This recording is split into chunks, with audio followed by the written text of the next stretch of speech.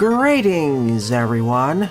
My name is Ederville, and welcome back to my Let's Play of Mega Man Maker. And after a months-long vacation, I am back to live streaming. It's nice to see you all here. Welcome to stream Oscar, Jedok, Raccoon, Jaden, Sky, Ulrich, all the watchers on Twitch, anyone else I missed, and the lurkers. And everyone else in between. Hello, Unc. Yeah, I've almost reached the 1600 sub milestone, and almost 1 million total views across the channel. It's neat.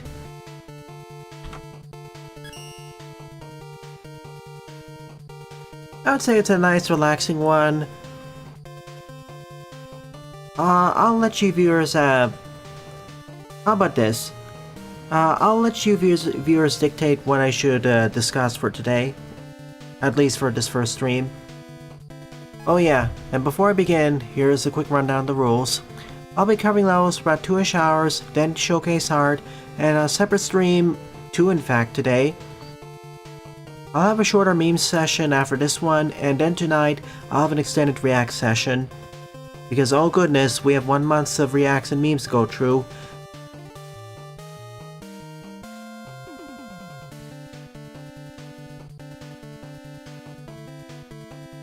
And yes, all levels you've asked for me to add in the chat as well as Discord up to and including yesterday have been added.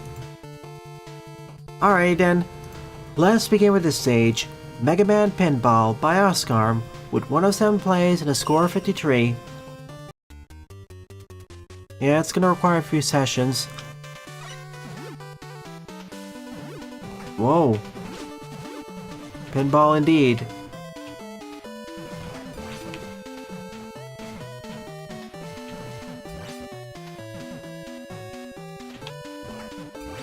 At least I have more control over how high I bump, or get bounced around.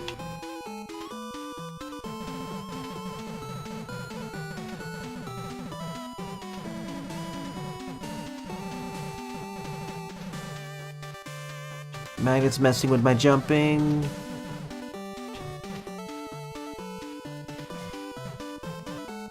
Okay, now I can get this one. Nice! Not a typical stage you see in Maker, and I'd say it's fairly well executed. I thought it was going to be more annoying because you wouldn't have as much control over your movement, only via the paddles, but this one, you can control the strength of the bouncing, so it's good.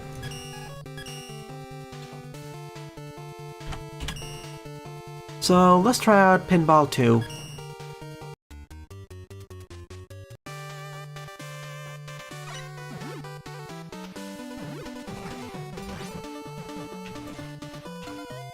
A slightly different setup this time around.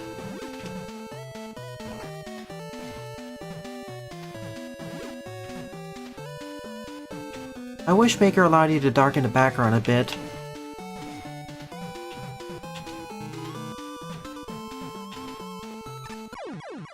I wish Maker allowed you to darken the background a bit, because, some of the stuff here is distracting.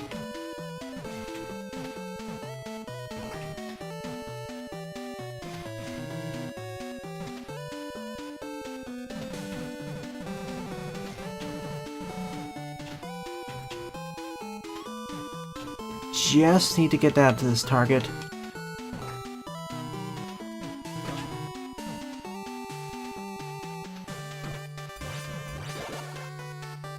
There's a part 2 this time.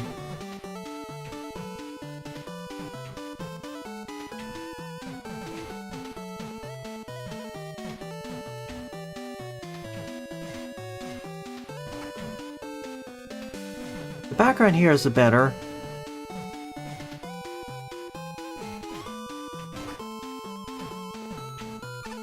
Let's see, can I activate this? Nope. And I win. This does kind of remind me of, for example, Space Pinball on Windows XP. Neat. I can see why. I find Boar Blasters to give a better consistent experience because Dusty okay, a bit of a spoiler. I already finished the video footage for Dusty Neon, and its progression slows down quite a bit after boss number 3. But you'll see when we get there. Boar Blasters remind me of the Flash era mining games, and more consistency keeps up the quality. But again, it's one of those things where you want to play it in short bursts. Like, maybe 30 to 1 hour sessions. I see. I understand, Robin Jack. Yeah, Nitro Man's gonna be pretty fun to work with in 1.9.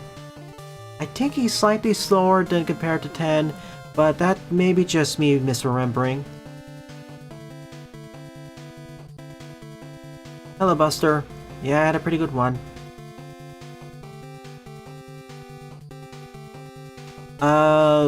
Orbital Bullet's not a good comparison.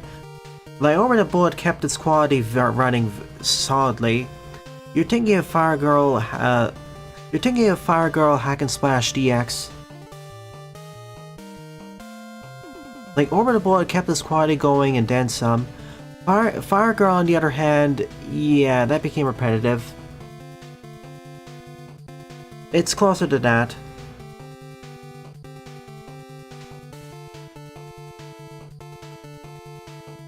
So yes, we're gonna also have the Mega Man Royale Revival stream tomorrow morning. So if you're interested in playing multiplayer, feel free to join. It's browser based, so the barrier to entry isn't that high.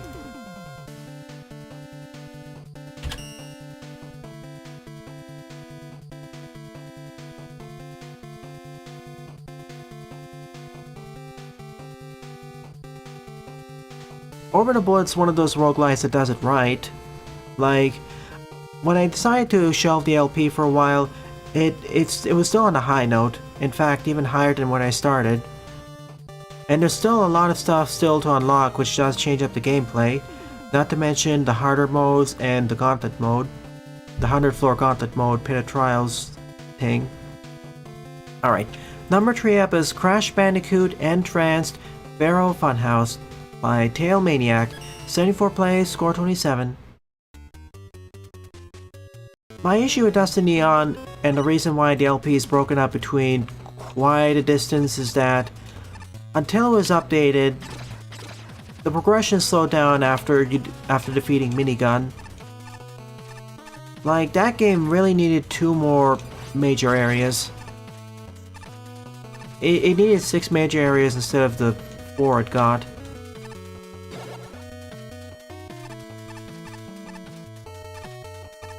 Like, right? And it also got a new mission type added between updates, or between session 4 and 5. But it probably needed more. Also, more mission layouts.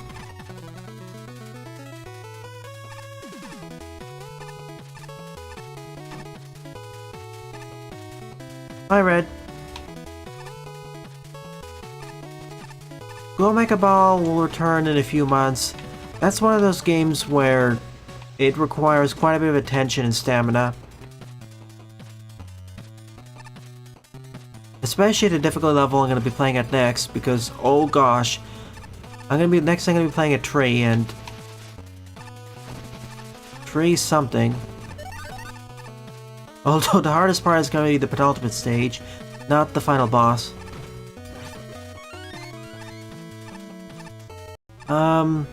I think I'd like this more if I play Crash Bandicoot.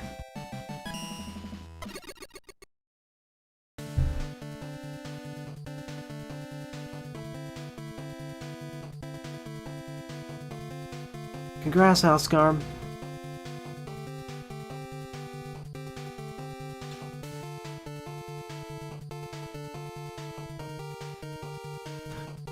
The game would be fine if it kept the progression that it had in stage 1. Let me rephrase it. Dusty Neon would be better if it kept the progression going, or kept the progression similar to what it was in the wasteland/swamp area. It was a bit slower than the first area, the Outer Wilds, but it still kept a steady pace.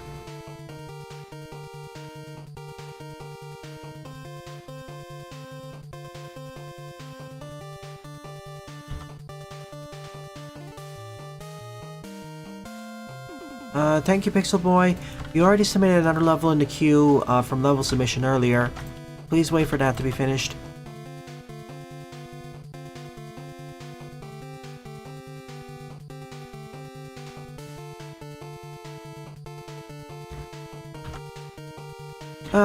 So yeah, this level just existed for me. And thank you for working on a revival project for Royale Red. For so long I've been planning on making a post-mortem video, but now thanks to this, it's back.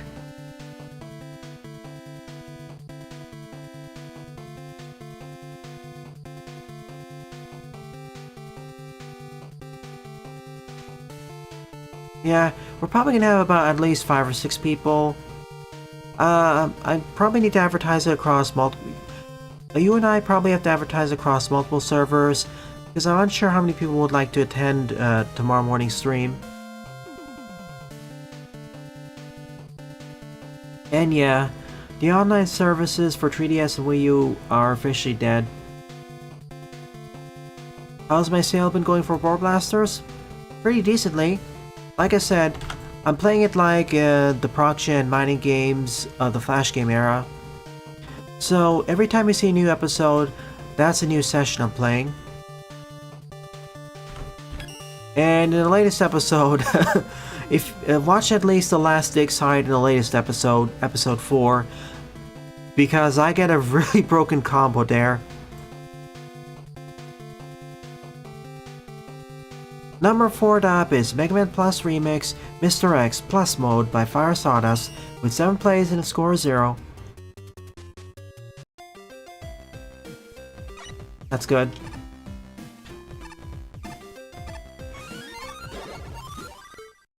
It's final boss time for this pack. First we got a giant-sized wild machine.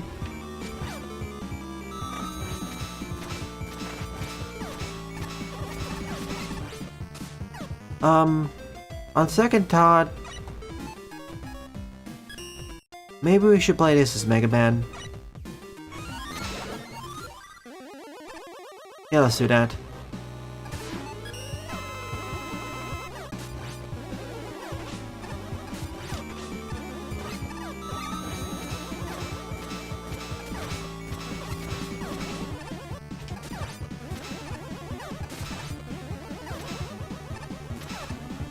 I mean, the Charge Broom and Triple Strike are good.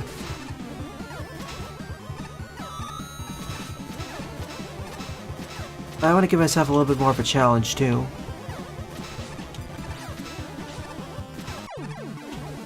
Let me out. Oh, we switched characters anyways.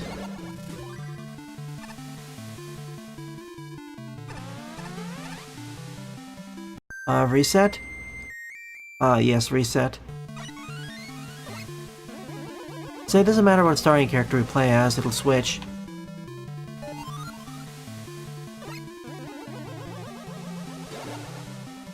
Oh, okay, we do get to switch again.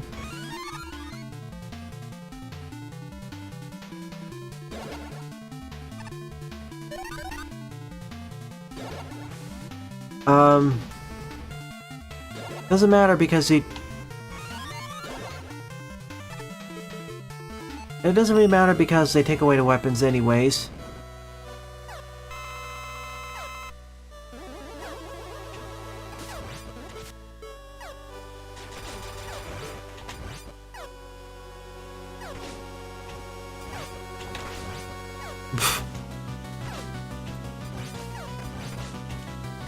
The flying shells are my biggest enemy here.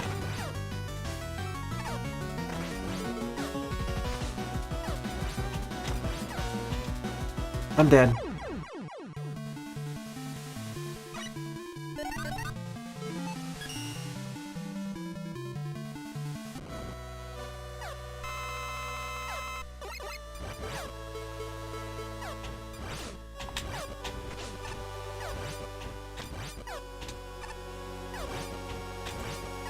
That's a lot better. I'm gonna wait it now.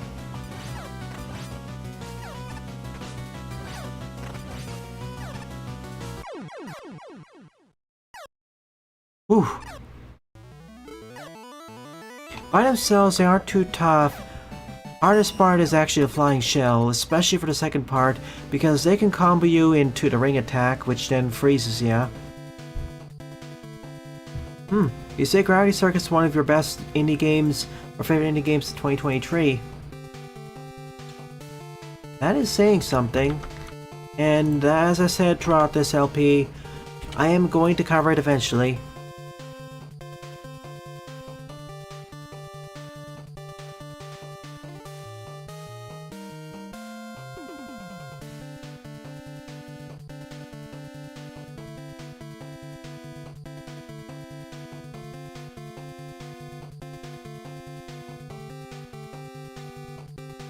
I don't know if I'd call it one of the best in the top 5 or 10, but it's something, I'd say for the Mega Man style, from everything I've heard, it's good.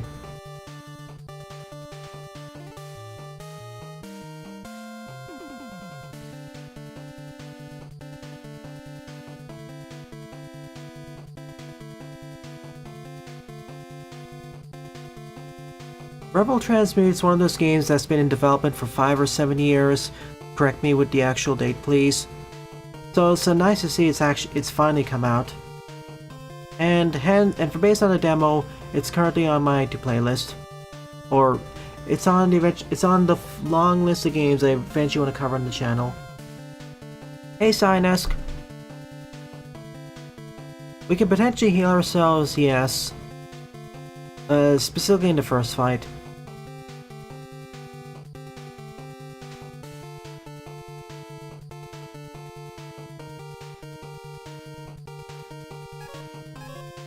But thank you for saying the entire Plus Remix series.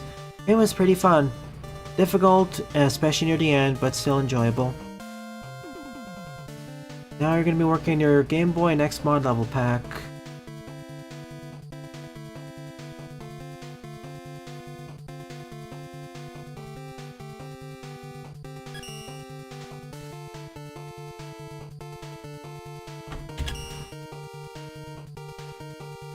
Sure, I can sample your level.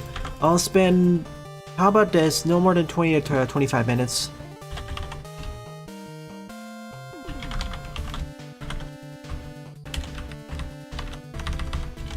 Okay. 7th up is Powertrons 2, Episode 4, Black Mission, Investigate the Toxic Terrain, Fixed by the Patio, 78 plays, score 28. Last Fate I've heard a lot of things about. I don't know what to think about it right now. Ooh, infinite use on this thing. We don't usually have infinite use as a copy vision. But that means now I have double the firepower.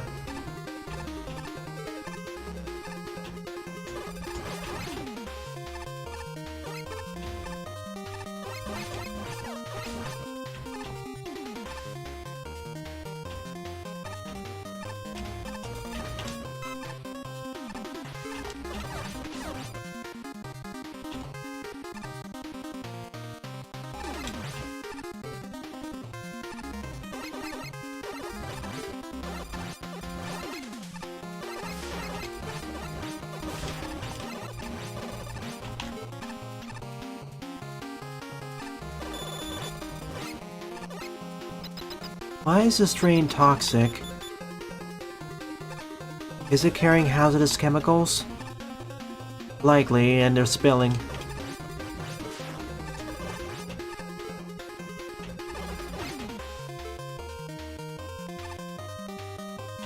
Yeah, I see the spill right now.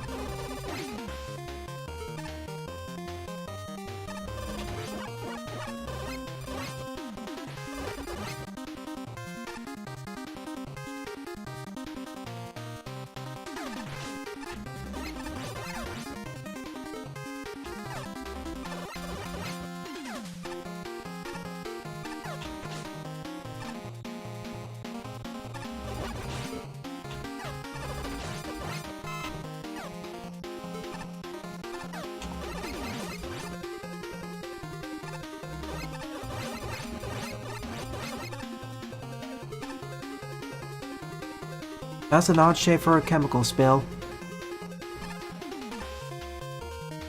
I'll probably play Salt and Sanctuary before Last Fate, but we'll see.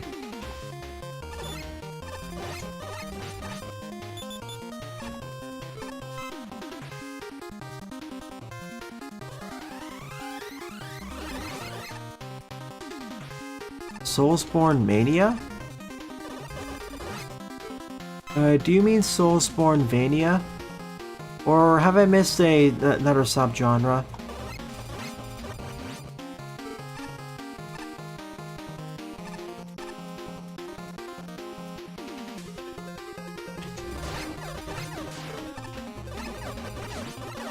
Well, I will say there are 3 guarantees of games I will cover this year.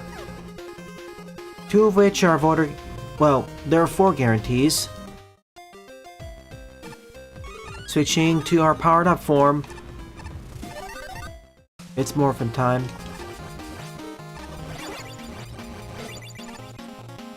Those being Freedom Planet, Snatcher CD, and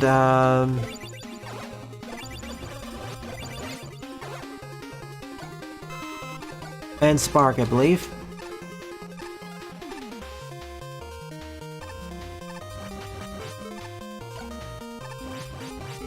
And on top of that, Code Bunny.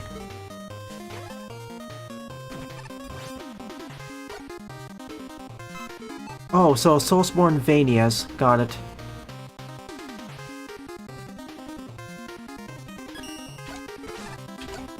You mentioned Soulsborne Mania on the first one, so I was getting a bit confused. I was wondering if I missed something by accident.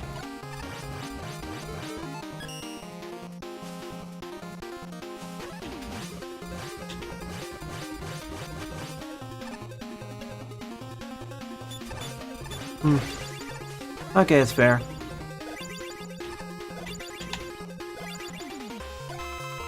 It's interesting because the first, Ow.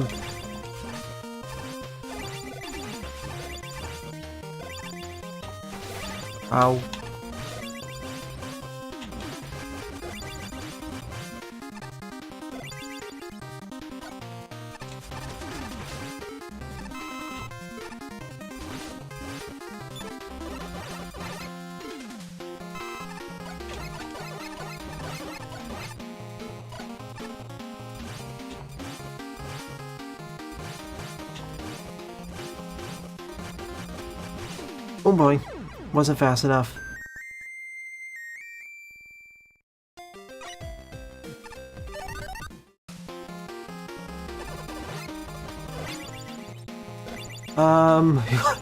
We already submitted at least 8 or 9 levels of Oscarm, so it'll take a while to get to that.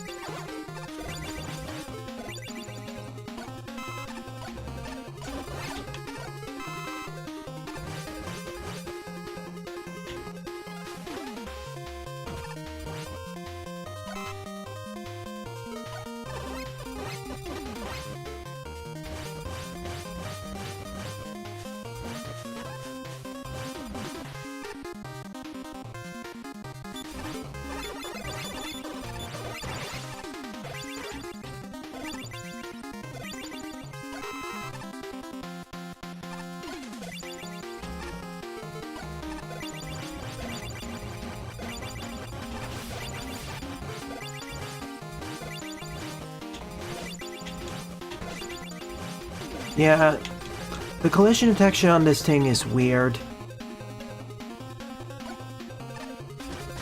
Hey Sylveon, welcome to the stream.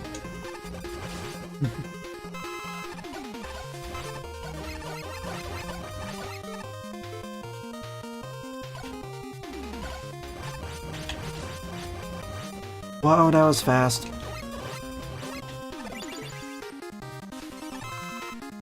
I needed that.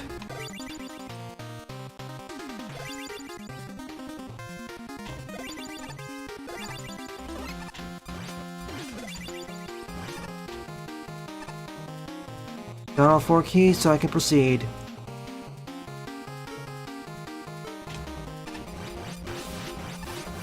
Oh gosh, that's gonna be painful. Not really, actually. And we're back on the top of the train. We're gonna have to call hazmat teams everywhere here. Like inside, it's almost a total loss with the acid everywhere.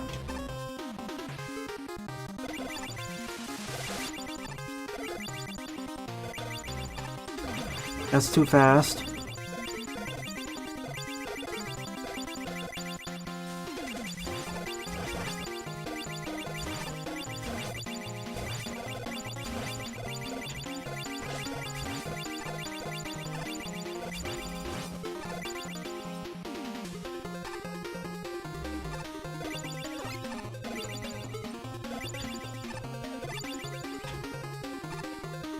Must be the climax, everything's coming together. Death blocks, footholders, acid drops.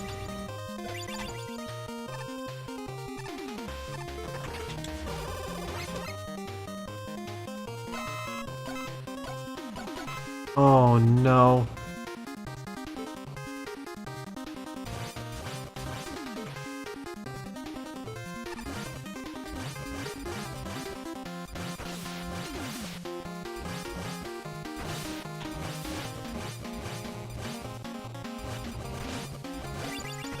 Come on. I hate when the positioning on this thing.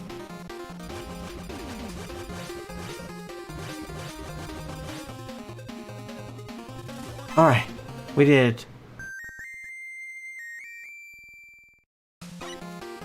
You can discuss other games you've been playing in more vague detail. I'm fine with that.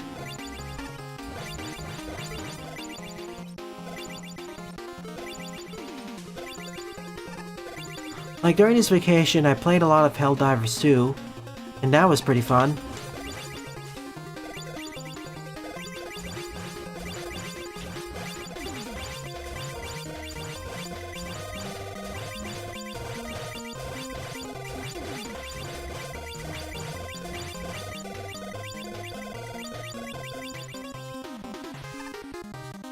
We made it to the front of the train and stopped it.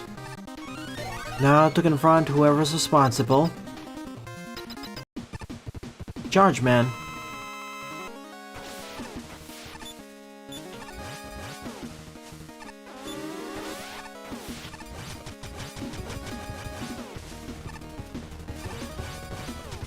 Or as part of the fight, it's gonna be moving these head holders.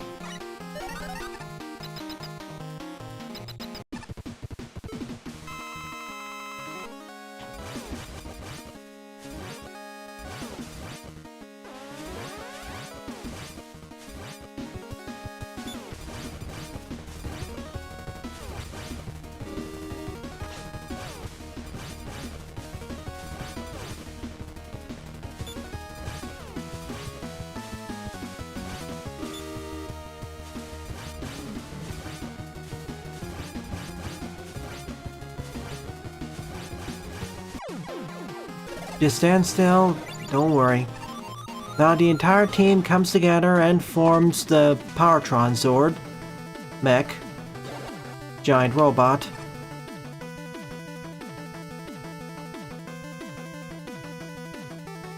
With an oversized head. And time to fight their bot.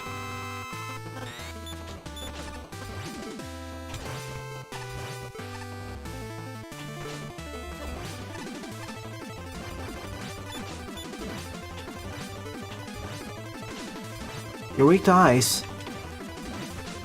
I guess it sort of makes sense. It freezes the acid.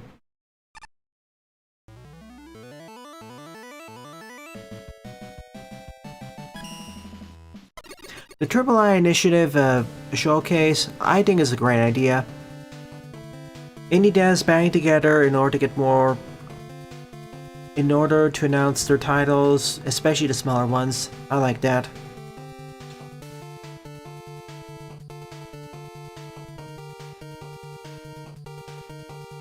And and what was showcased was a wide variety of titles, so even if you don't like a few, there's probably some other ones you'll like or be interested in.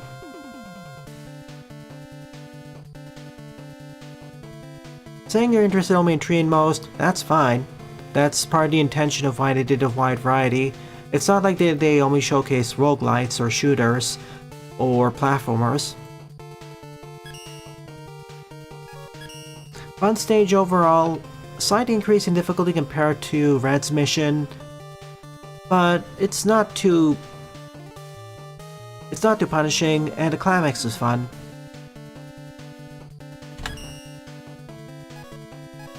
Sixth up is Dr. Wily's Icicle Machine by Jedi74, 27 play score of 7.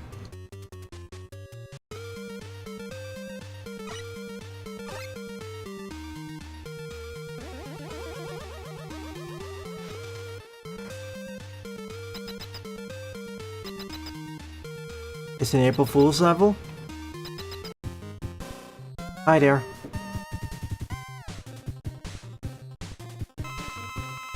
Why would it... Oh, I think I see where this is going. Hang on, I'll correct the record on that in a moment.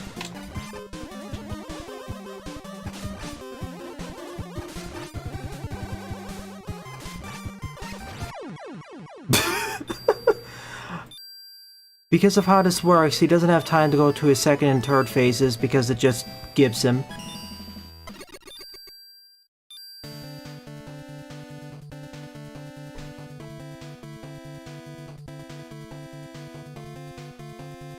Because he was at basically 1 HP in that second phase, or 0 HP, that just skipped him. The Konami crossovers, well, the indie dev is still in control, so it's fine. And Vampire Survivors already crossed over with Among Us and something else, with Among Us and Castlevania. They already crossed over with Konami before. And the new Prince of Persia game, the one in control is Dread Empire, not Ubisoft. Dread Empire, or Evil Empire being... Let me check the name first. Dead Cells developer. Evil Empire, got it. Evil Empire is the developer of Dead Cells, and they're indie, so it's fine, it counts.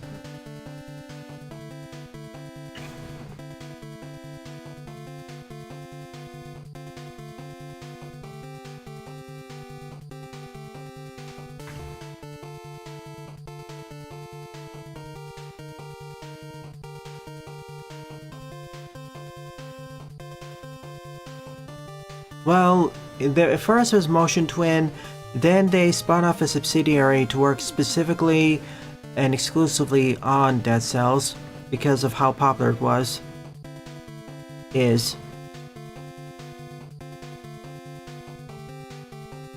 So yeah, it still counts. It's one thing for a AAA company to work directly on the game, it's another for them to license out their IP to another studio.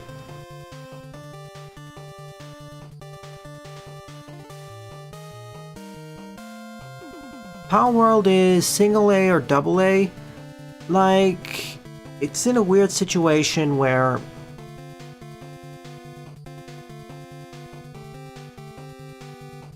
it's definitely not triple A.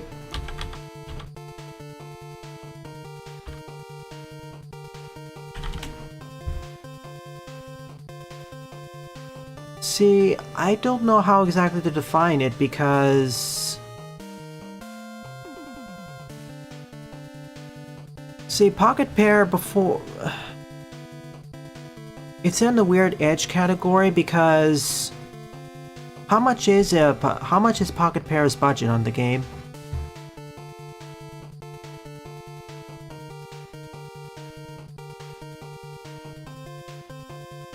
I'm checking it right now. Okay, the game's budget was $6.7 million. That is in the indie category then.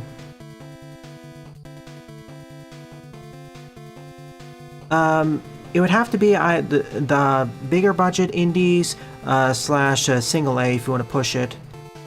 Like, if you're gonna argue...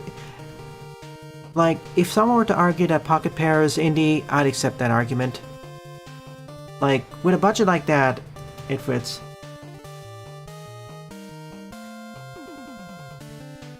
So, yeah, I'd say it fits on the AAA initiative. Like, where would you put the boundary on what's considered to be an indie company? Like, I would never say that Pocket Pair is a AAA, nor would I say it's AA with their current production values. Maybe A if you want to stretch in a few areas, but in many others, they still feel like an indie studio who are punching above their weight in a few ways. Thank you for the fun level, Genok. We are back in 1 second.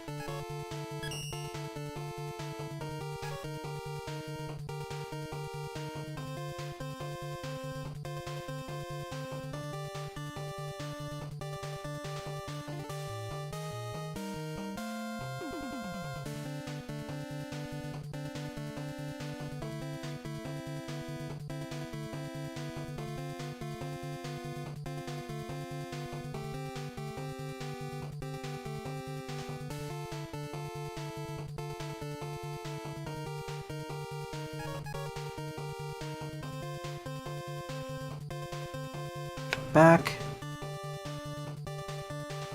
Thing is that what's considered to be a AAA itself is an arbitrary title assigned by all those indie devs participating. That they decide the title, they're dictating it. I prefer using the title if we're going to be talking about categorizing games based off production values and budget. I prefer to use the term indie, A, AA, AAA. Although A, AA, and AAA are just talking about budget sizes, really.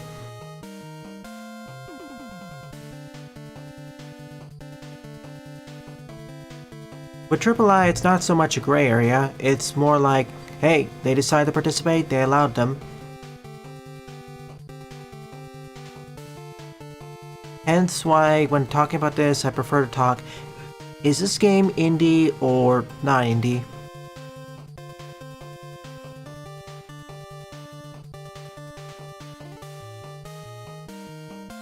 On the other hand, there's also the slippery slope fallacy. Not everything leads to a slippery slope.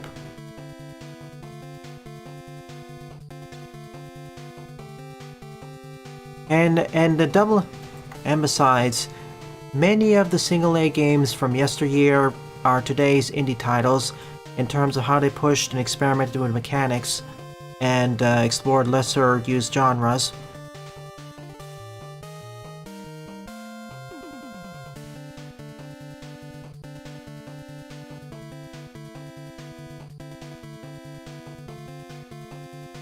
Frankly, I just think it's too early to say they're getting too close.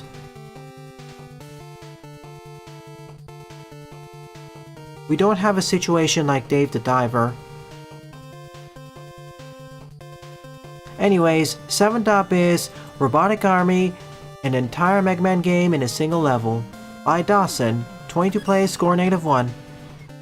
I'm gonna sample this level, spend about 25 minutes on it.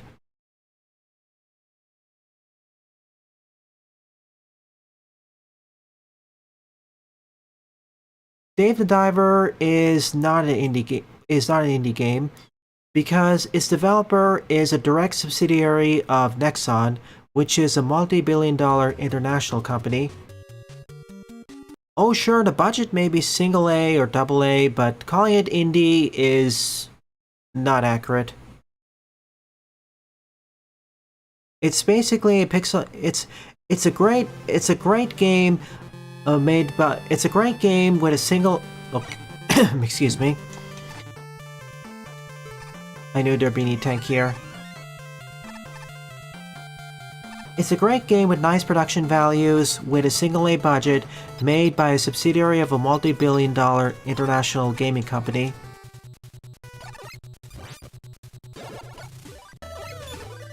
We just made a lot of jokes of how a few lists consider Dave to be an indie game because they didn't actually check the developer. Or more specifically, they didn't check who the parent company is. Nah, I don't need cheats. I'm not gonna purchase any shop items there right now. What do we want? Fire.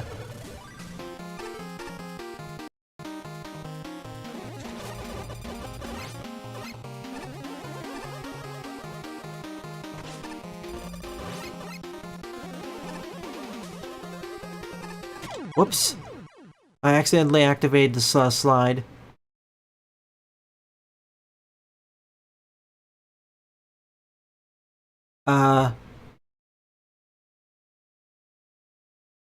Game? Why did it take so long to reload?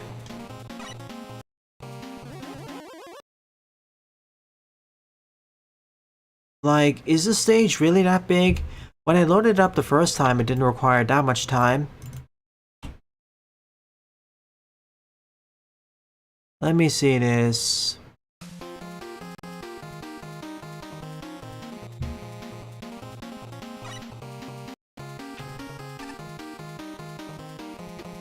Please list the number of tiles. Go to Mecha's website and check the number statistics and post them here.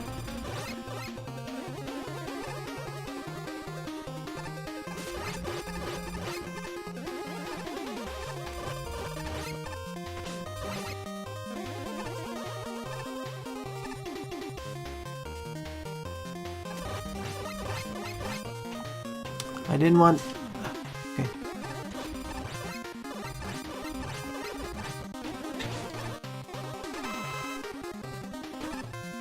I got the key.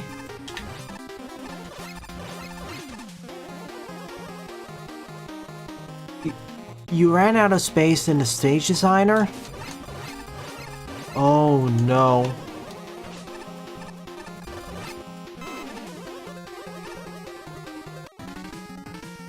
Oh no, why you?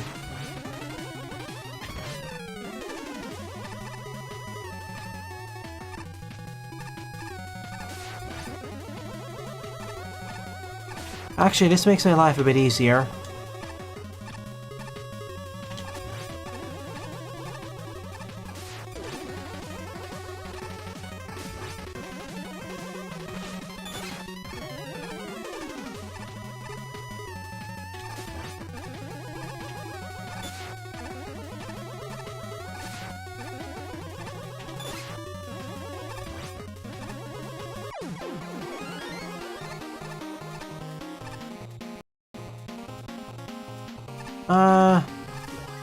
Keep going?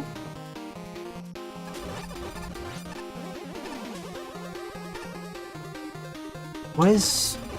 I guess we can exit out of the stage early if we don't want the special weapon.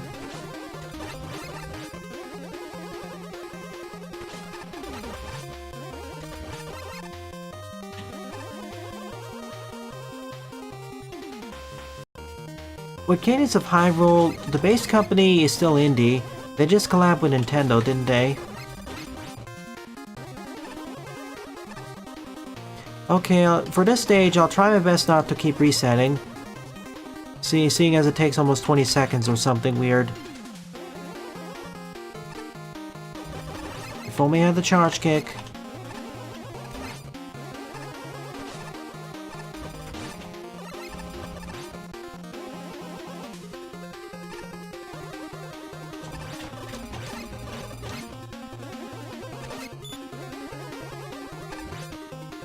Key number 3.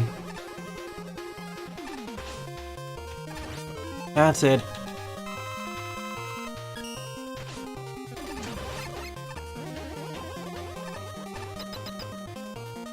Ah, okay. Same over here.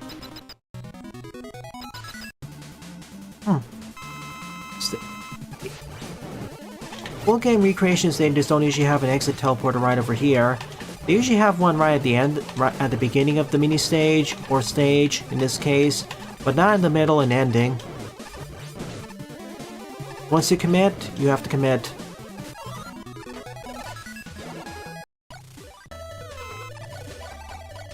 I'm getting this next. And these aren't mini stages. These are like full-length stages, with each one taking about 2 to 2.5 minutes.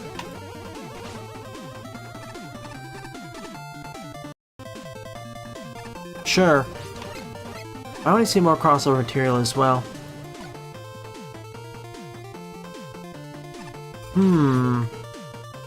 If only I had the charge kick or a blocker.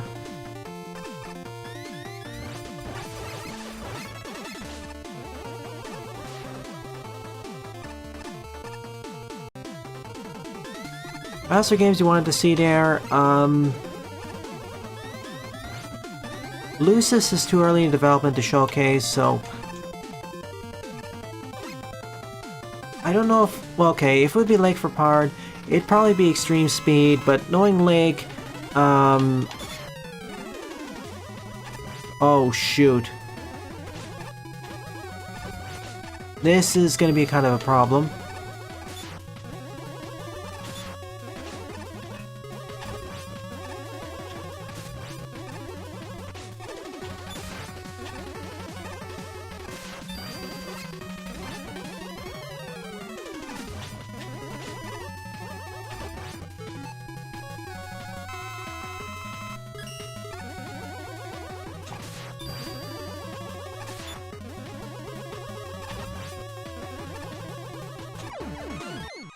Well, at least they always drop an E-Tank. No idea, Oscar.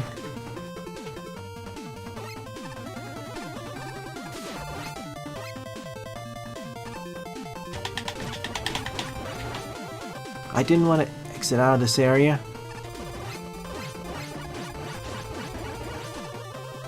Lake, I don't know if they actually reached out.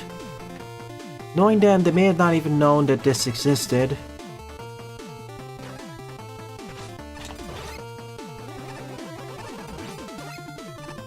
Eden Genesis, yeah.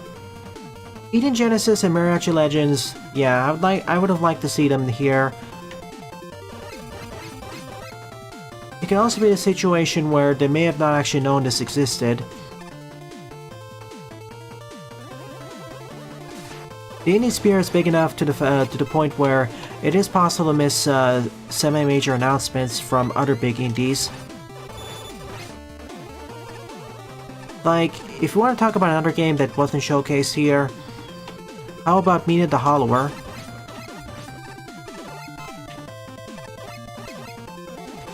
Oh gosh, this is a painful one.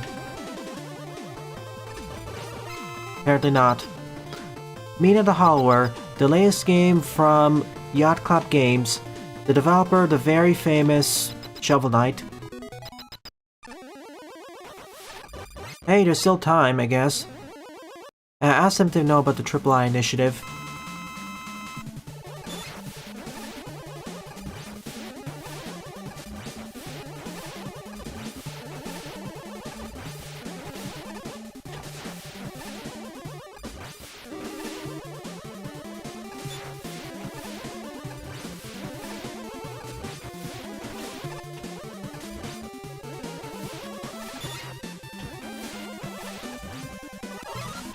I got my charge kick.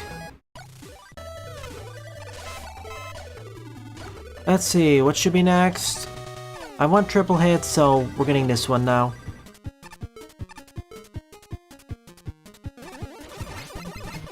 Shoot the targets.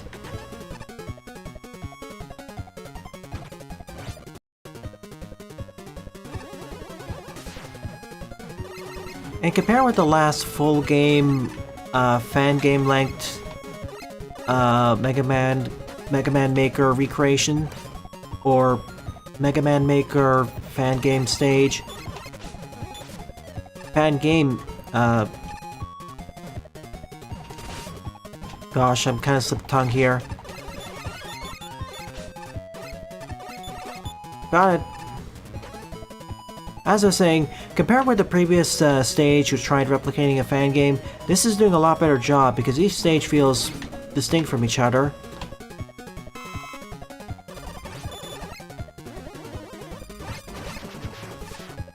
And keep in mind, the AAA initiative reached out to quite a bit of devs, or a lot of devs decided to participate. Even some of the more obscure, not as well-known ones. So you can't just say that they weren't trying.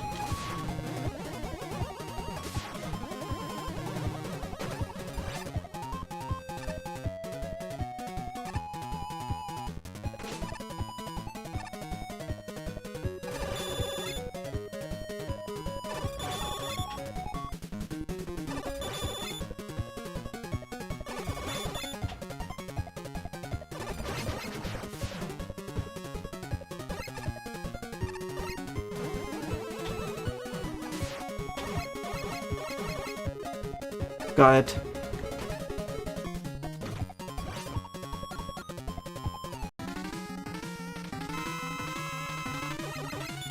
Oh, it's you again.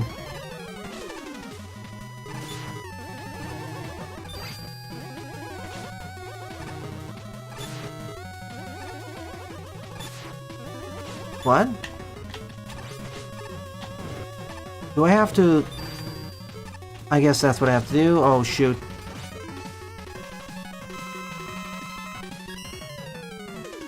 Yeah. I wasn't sure if there were spikes down there or something else.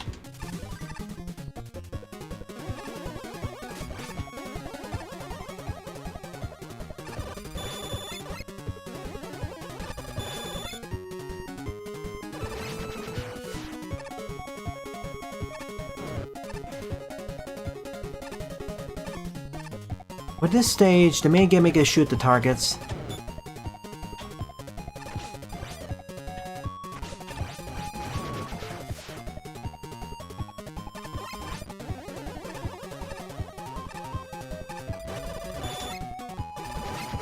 If only I had a way to shoot down.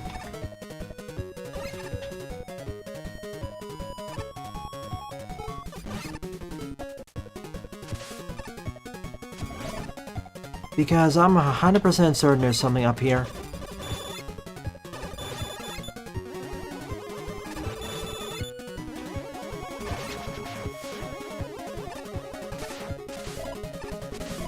See? Yeah, no. Not gonna risk it with that, with my setup. I could probably do it. Still. It's a... Ooh, and I have to do it backwards too. I would do this more if the loading times didn't take 15 seconds every time I died.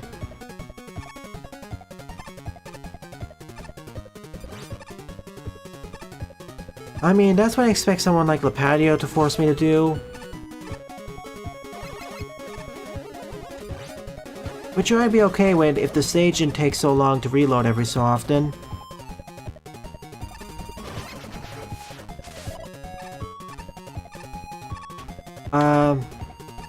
Screen boundary is kind of broken there. The challenge itself is fine. I don't mind that for an optional challenge. My issue is I don't have to be sent all the way back there and have to wait 20 seconds on top of that.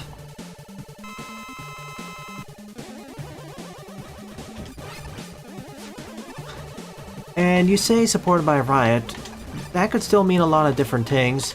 Like, you can still be an indie company and still be supported by a bigger company.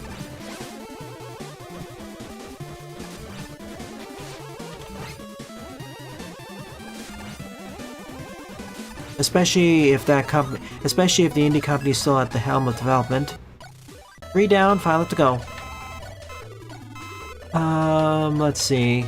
I want the ability to fire at angles, so I'll get this next.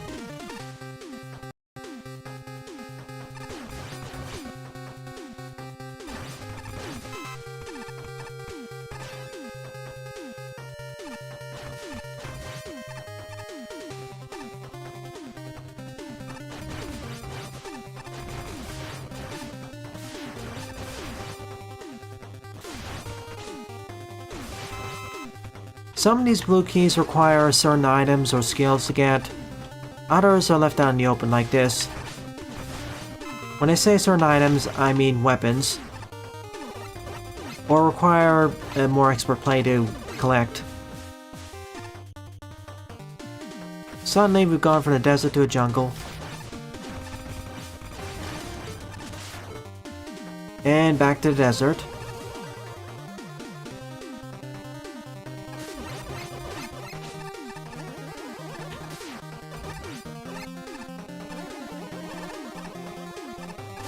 Nah, there's nothing up there.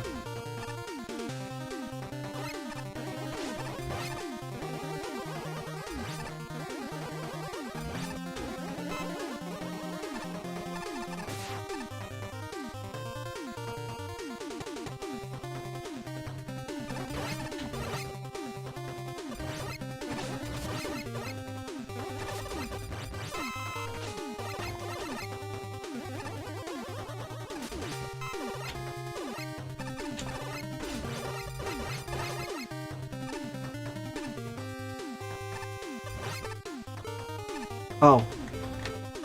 I thought so.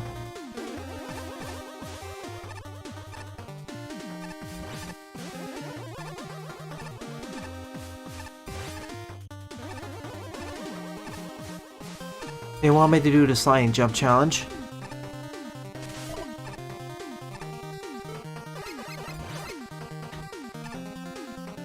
Or maybe... It is... I could technically sneak it through.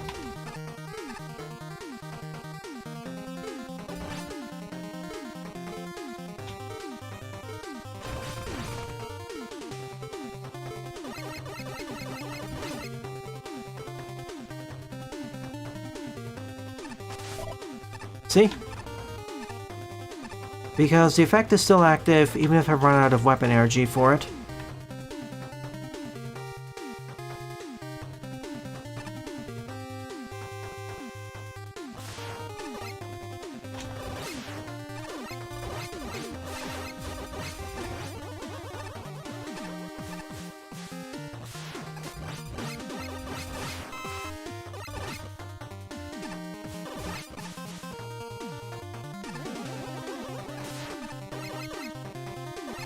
Yep, you can. Even if you don't have weapon energy, you can do that. Mind you, some of the special effects, some of the extra and secondary abilities garnered by special weapons, you need weapon energy to use them. So this isn't always effective.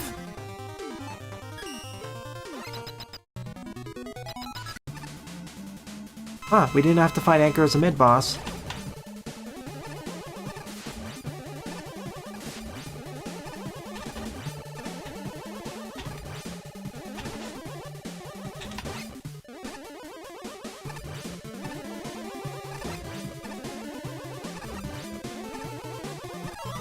Bearman was being awfully cooperative today. Let me pay a visit to the shop.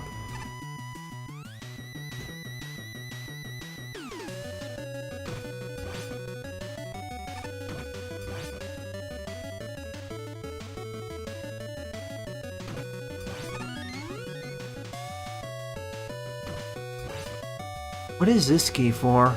That's interesting.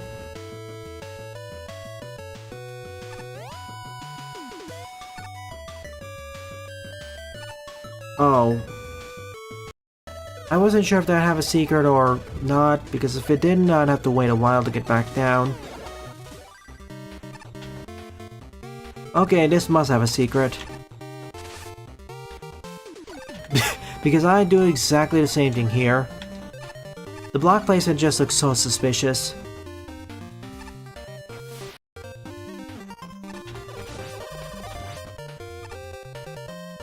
At least half the key placements are where I would put them for secrets.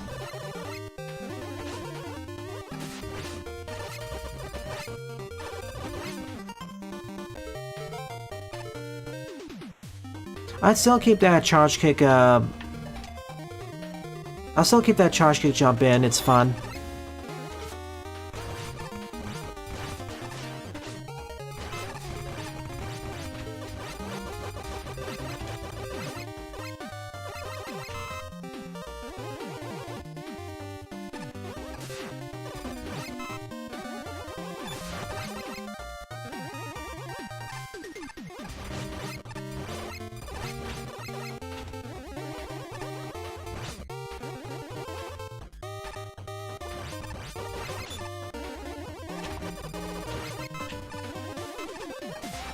Oh, I missed that.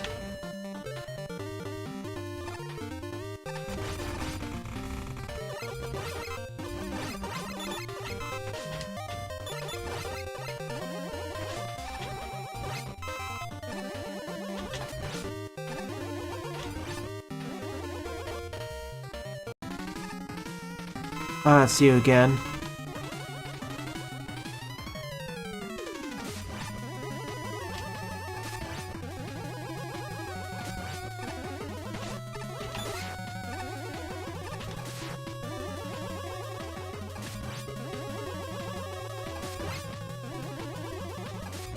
Depending on the RNG, this terrain makes it more difficult or easier.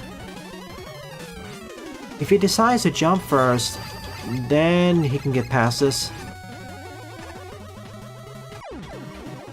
But for some reason he just didn't decide to do it for 5 times in a row.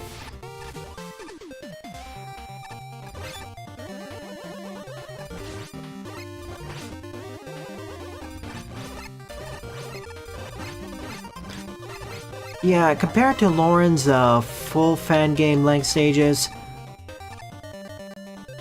this is actually... all the stages stand out for each other are fun.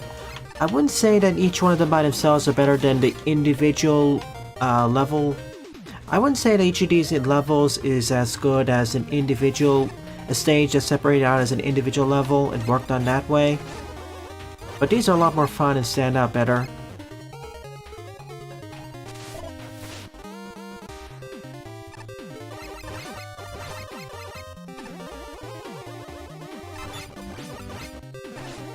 And there are plenty of fun secrets hid around the place, which you'd only notice if you're paying attention. Half the keys are... oh, that's a new key. New key color. Like half of them can be seen half of them can be seen on the main path, but you can't always get them without a certain special weapon or whatnot. The other half are a bit more hidden. How many pack can you take in this level?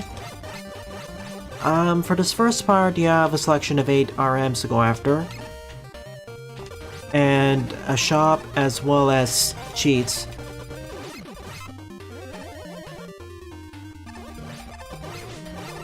I'm having fun with this stage, so let's keep going. I put the 25-minute ballpark earlier because I wasn't sure how enjoyable this stage would be. But from the way it looks, it is pretty fun.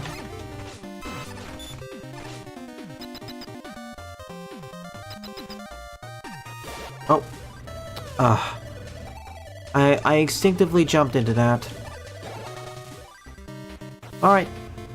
Let's rush this. You know what that means, I can get the key now. There's spikes?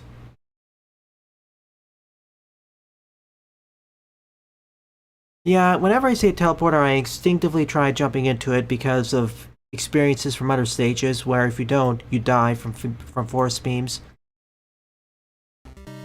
Okay, this stage has 530 screens. Oh my goodness. That is like the length of 20 or 25 stages.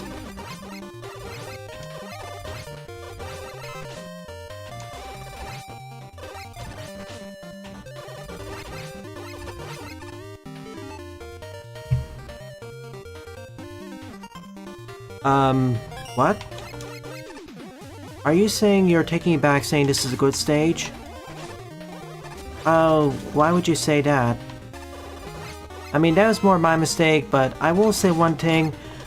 You should probably put an extra room there, just to act like a confirmation room. Basically asking players, do you wish to exit out of the stage? Or make it hard to actually exit out of the stage, especially near the end. I get you wanted to put it there so players don't get soft-locked, but it's too easy to accidentally exit out like I did and lose the progress in that part of the mid-stage. At least I don't need to refight the boss, but still.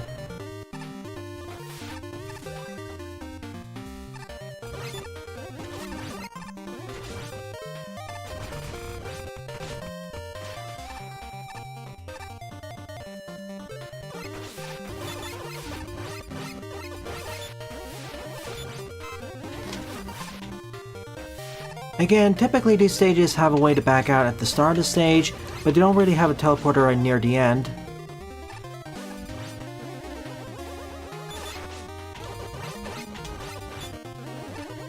I'm okay with having the teleporters, just make them harder to access.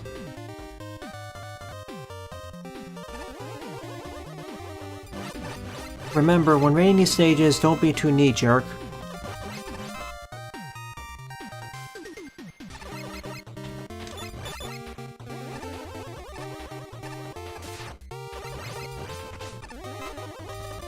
I mean, if you're an author, you should try selling as many platforms as you can, feasibly can. So that includes Gumroad, Amazon, etc, etc.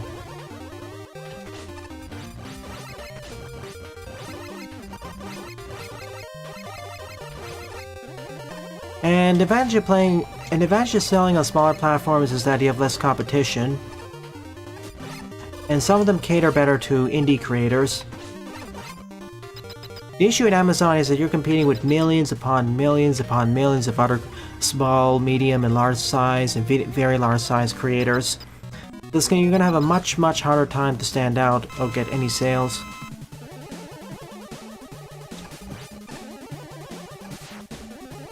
Yeah, don't knee-jerk.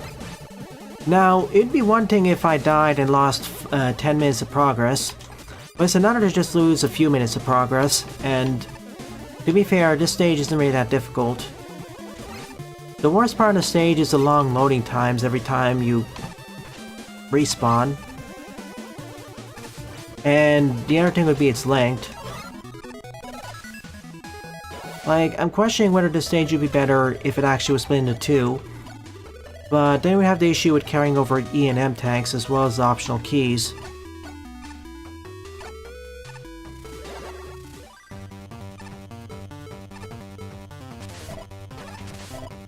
Getting that's pretty easy if you miss it the first time. Just go back to the teleporter, hug left. Next fire stage.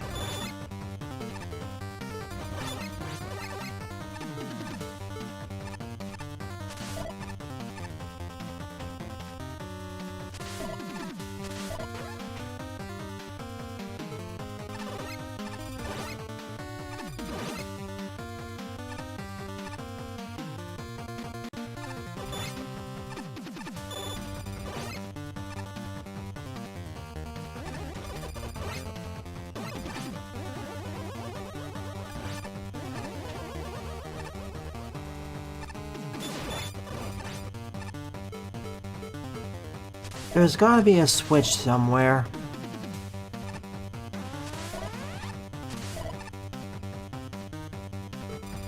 Wait a second. I thought so.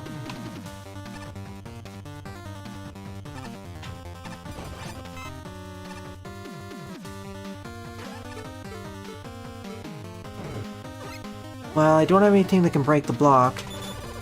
It was likely an optimal order to go through these stages. I'm missing all of them.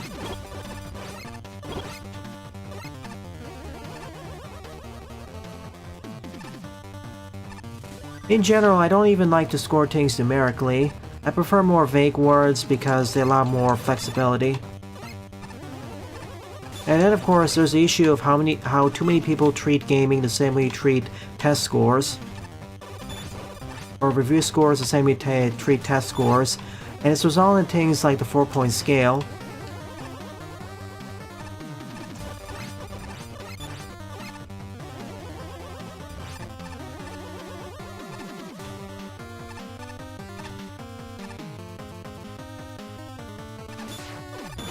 And then there's the whole situation of how subjective the scores can be. Even I am very guilty at that. Like, my scores are really not adjusted to be... Like, my scores between different games across different years, genres, and platforms is not standardized at all. Like, even if we were to... how do you get up there? Oh, I see it.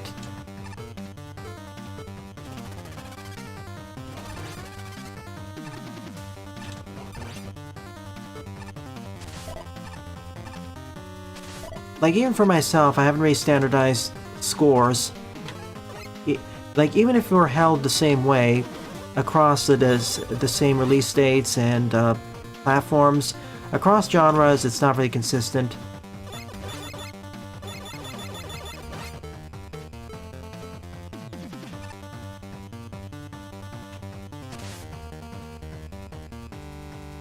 I know this is doable.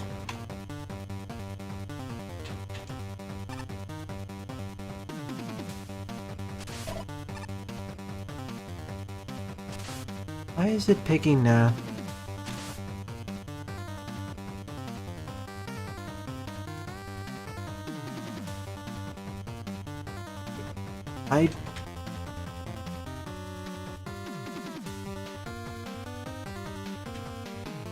I can't grab that.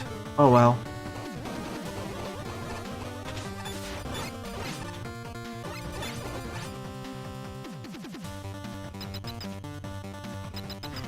There's already systems in place for people who don't want to fully engage on a nuanced review, and that's called the summary. That's why whenever I have an LP, I have my overall toss at the end as a conclusion. Even I don't fully engage with every single review. I simply don't have the time for that.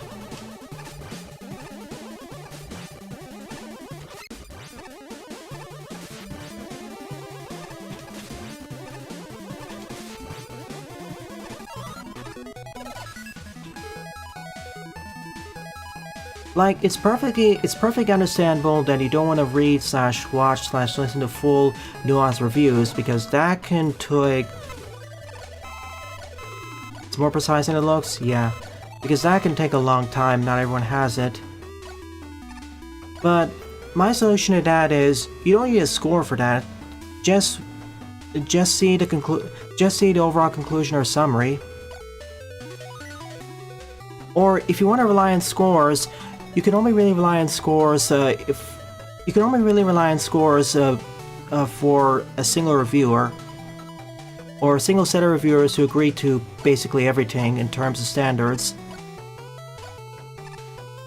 Let's see, this is next.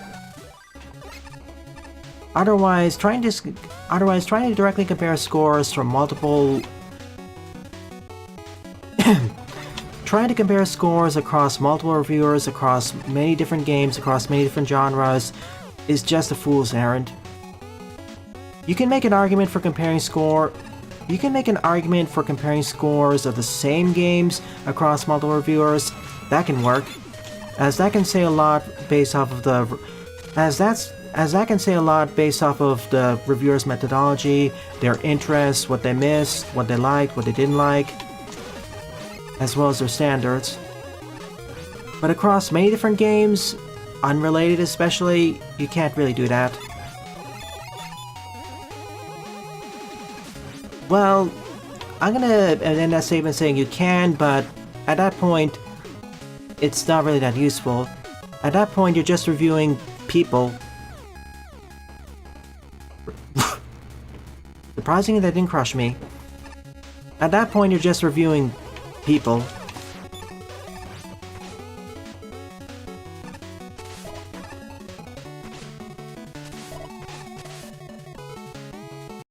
Oh gosh.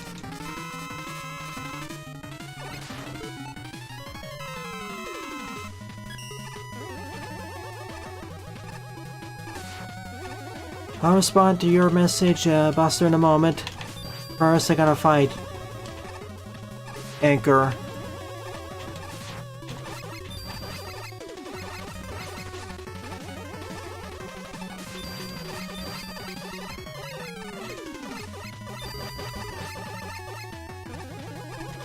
Well, the one thing is that he can't jump on the top, so it's not too bad.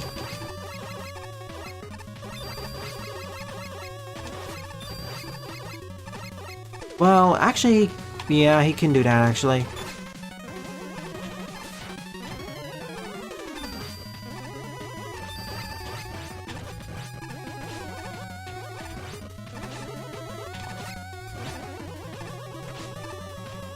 Well, so much for that strategy.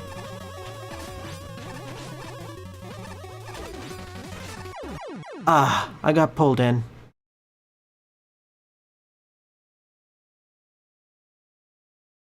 It's creative, but oh goodness. I honestly think the mid-bosses against Anchor are harder than the boss fights against the actual RMs. You probably should ease up on that. Oh yeah, no checkpoint. That's after the mid-boss. Yeah, one suggestion I'd have is to ease up on some of the Anchor encounters, or replace them with different mid-bosses, please. Anchor is one of the hardest RMs of the... Anchor is one of the hardest Mega Man killers.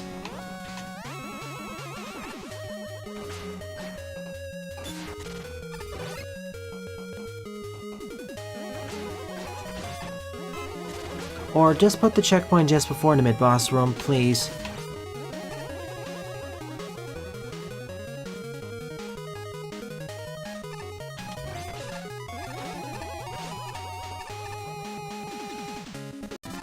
Well, at least it doesn't take too long to get back.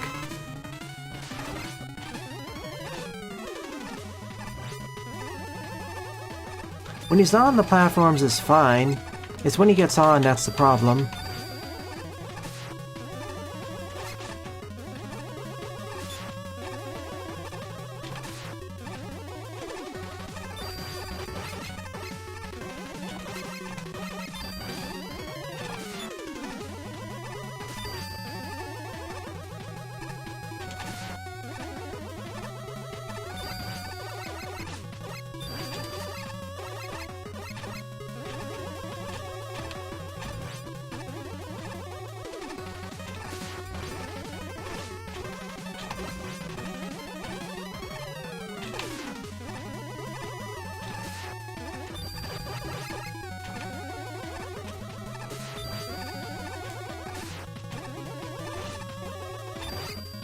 Oh gosh.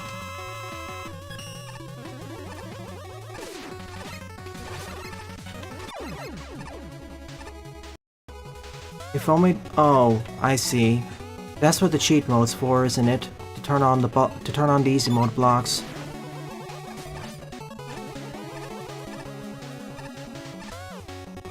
Alright, the Buster's position. I mean, sometimes big rigs. Yeah, that just felt more like a tech demo or pre-alpha.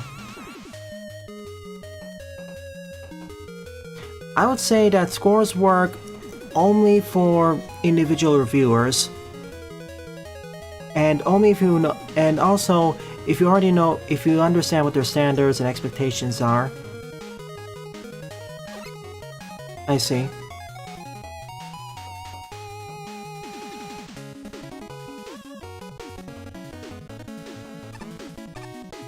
If you keep catering to low I see. I don't know if that's really acceptable to say 0.5 is, hey, it boots up. Oh gosh. Wait. Okay, remember there's a key up there.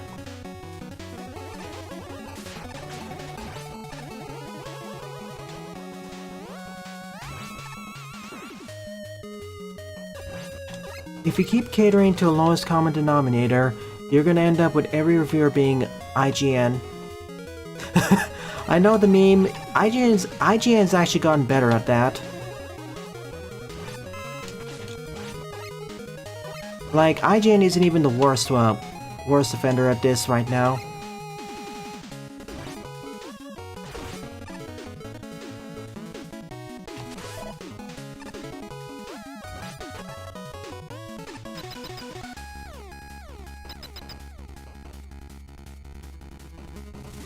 I mean, it makes sense mathematically.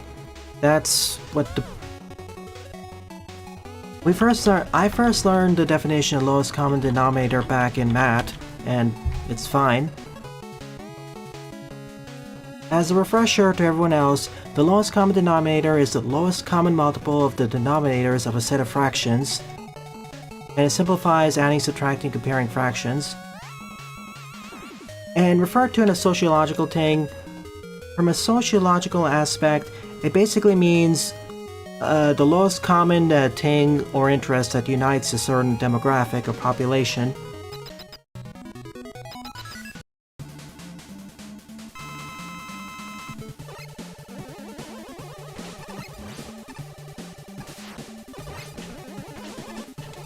Hang on, let me find Sparky and I'll continue this. I have a lot of thoughts swirling around the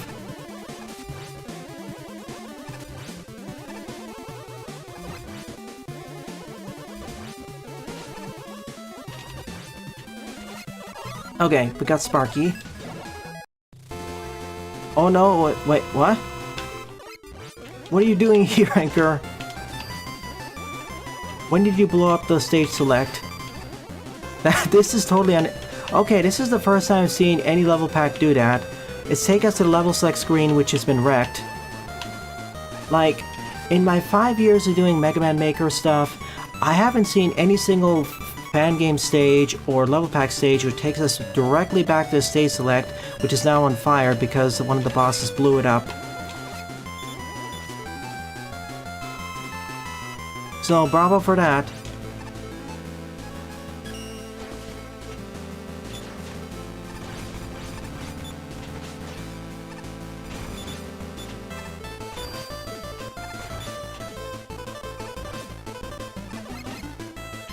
Oh my gosh, it's lagging. Anchor's activating his lag move.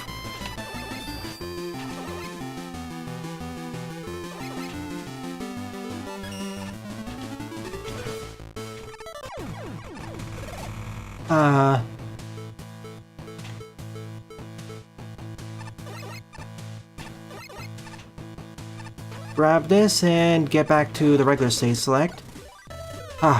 They put out the fire.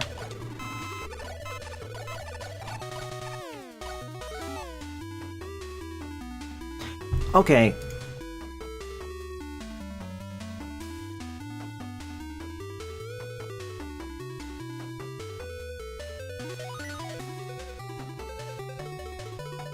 Alright, let me see the messages and get back to this.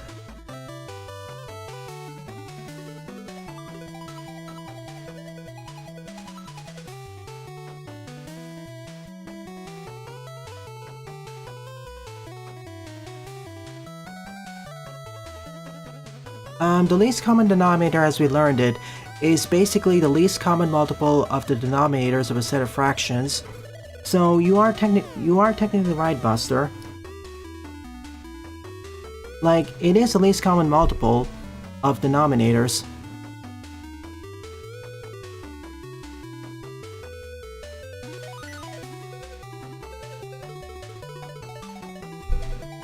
But going back, that's beside the point. But yeah, there is one important point about that.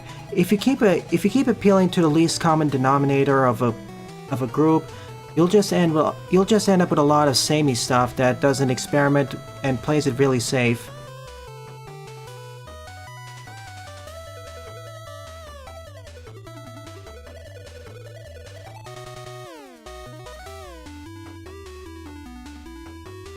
No, I haven't played your level yet, Lauren. Like, I said this before and I'll say it again, there is no perfect one game.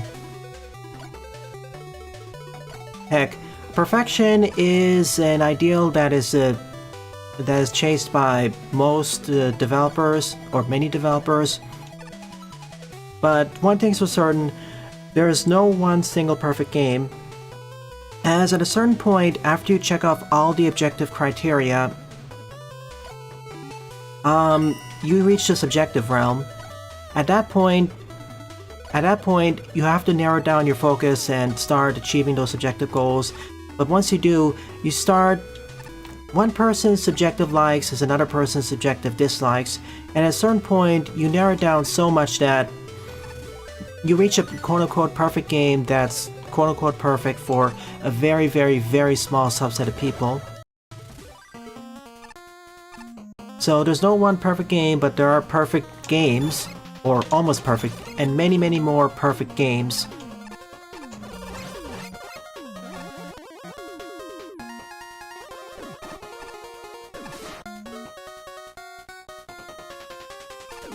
And yeah, perfection, in a more cynical level, perfection is an impossible yet at the same time laudable goal to chase.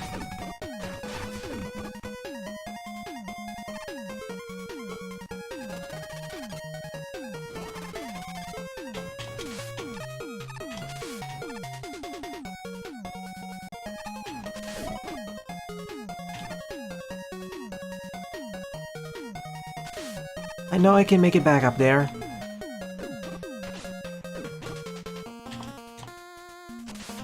Oh, come on, it pushed me in the wrong...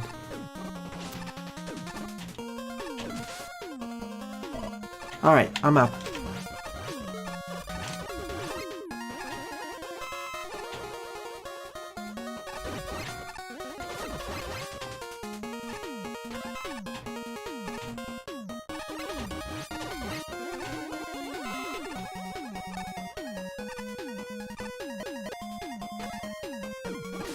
And got a second key at the same time. Worth the detour. Hey Mega Marino, thank you. Perfection is like infinity, unattainable but at the same time a laudable goal. It's like taking the limit of infinity.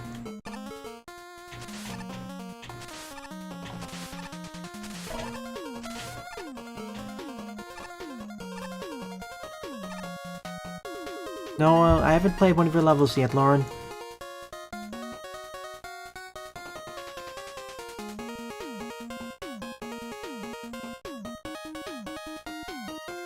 Again, I feel like a lot of, not just developers, but businesses and people, creators in general...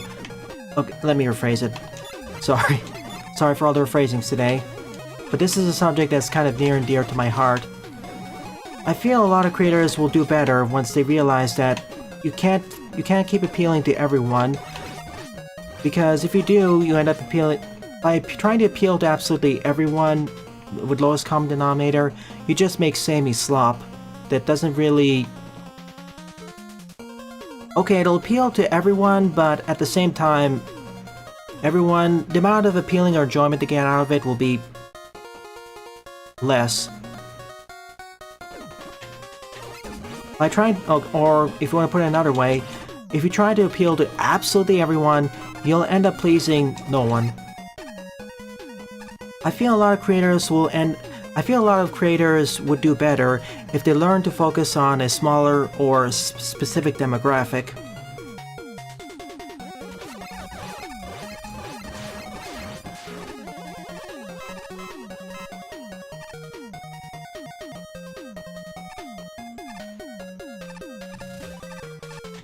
Find which demographic you want to target and work to that. When I say demographic, it can be, for example, a certain age group, or it can be all the way from a certain age group, or certain audience, or people with certain degrees, all the way down to a certain subset of a fandom.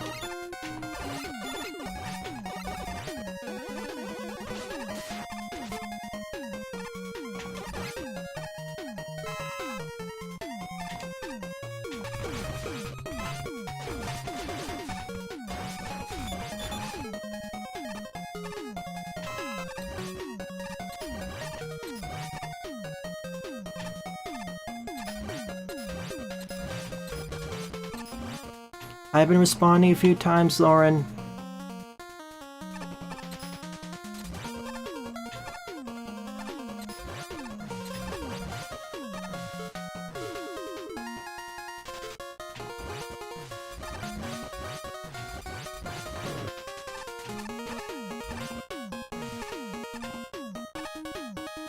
Heck, even myself.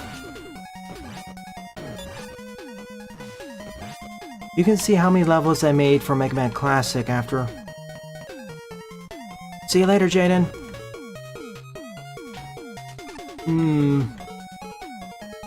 I'm not gonna go for that key, it's too risky.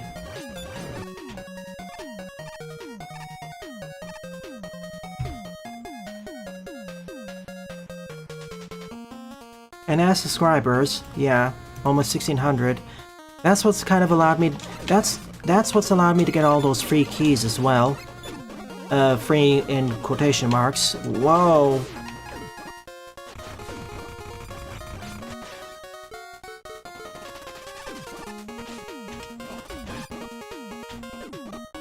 Well, I should have used Charge Kick.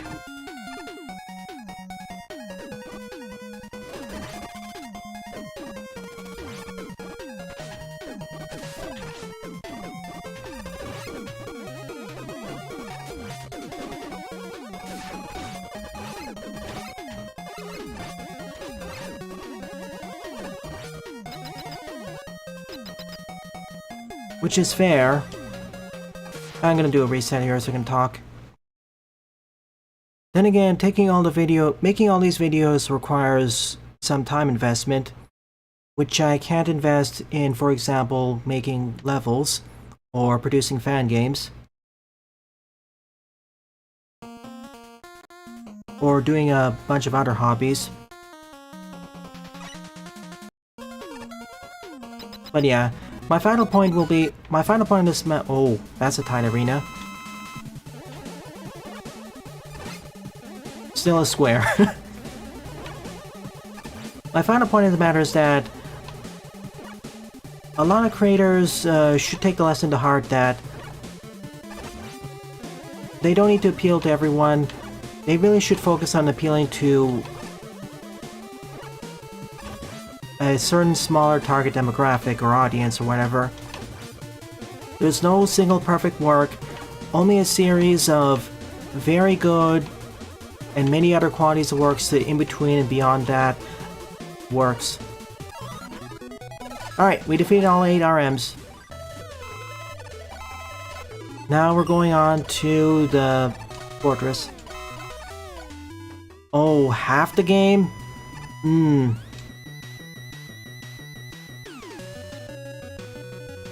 Do what you want and embrace the audience you can get.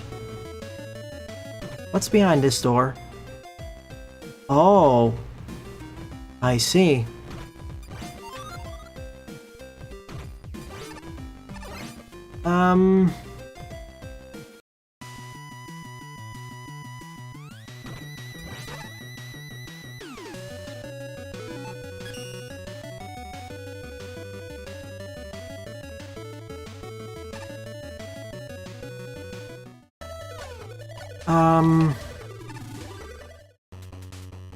Oh. Wait, we can go directly to the boss, can't we? Alright, tell you what, Dawson. Seeing as this is the halfway point, let me do this. I'll end off the stage right now, and next week I'll do the second half. How's that sound to you?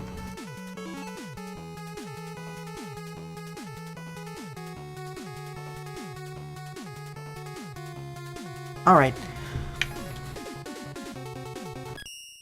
All I'll say is, compared to the other Lafan game length level pack in one stage, this does a far better job because each stage stands out better from each other, and has, in terms of gimmicks, enemies, escalation, and bosses. The three main criticisms I have with the stage are: 1, it should be more difficult to exit out the stage, so you don't accidentally exit back out to the level select as I did accidentally.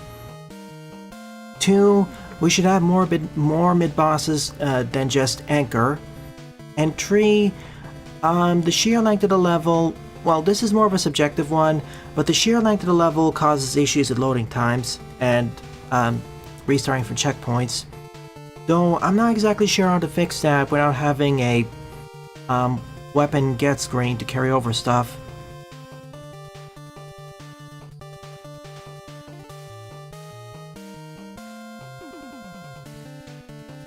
Alright, answer your questions one by one, Sylv. Yeah, I believe all of us are imperfect. Thing is though, true perfection itself is subjective, IMO.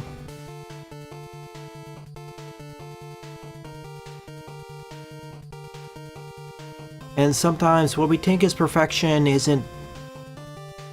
And thing is, it's also going to the point of, how do we know exactly what we like?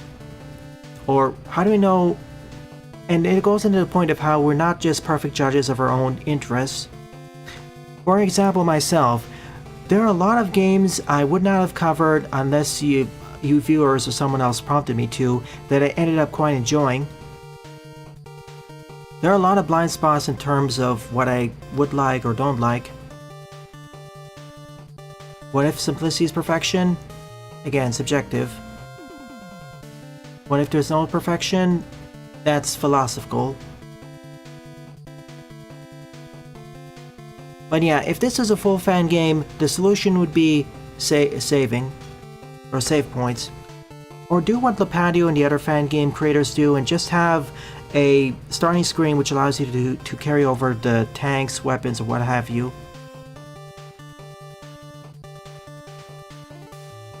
I'm not ending the stream, Lauren. Not yet.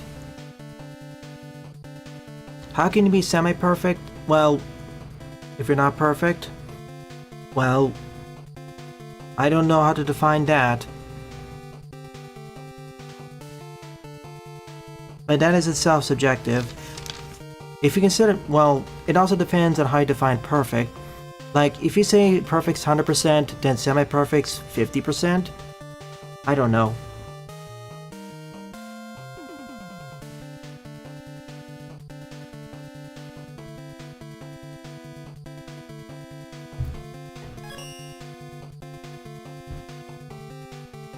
Alright, next up would probably be Gear Mat. Okay, I'm gonna take a short pause, then I'm gonna do Adam's stage, then Lauren's stage.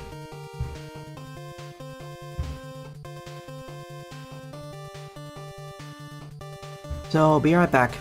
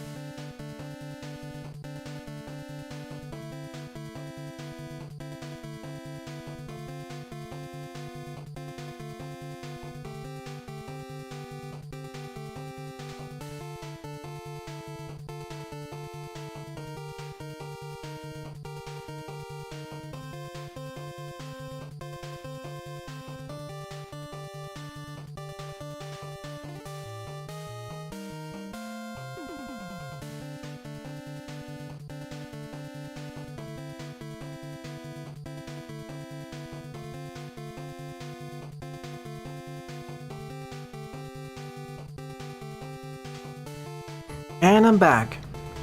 Okay.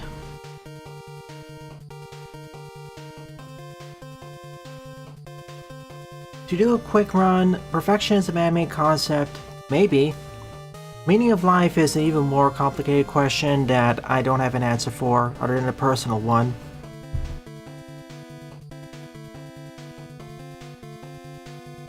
And I don't exactly like to do a direct comparison to complete, because you can be half complete. Or something can be half complete. But in general, I don't like to say half perfect. I would just say imperfect to perfect. Like, there are different levels of completion. Perfection... well, I don't know.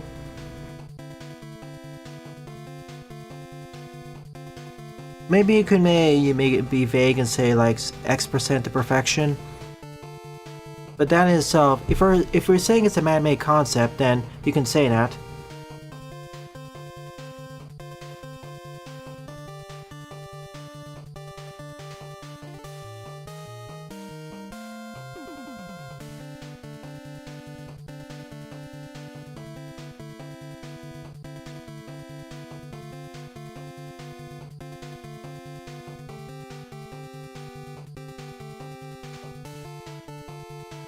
If we assume it's a man-made concept, then yes, it is technically possible.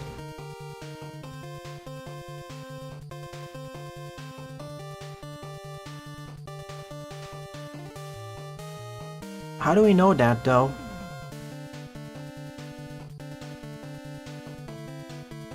Like...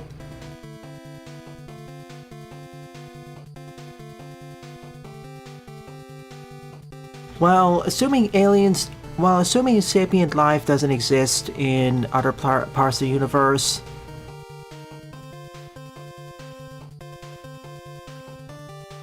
then I could see that.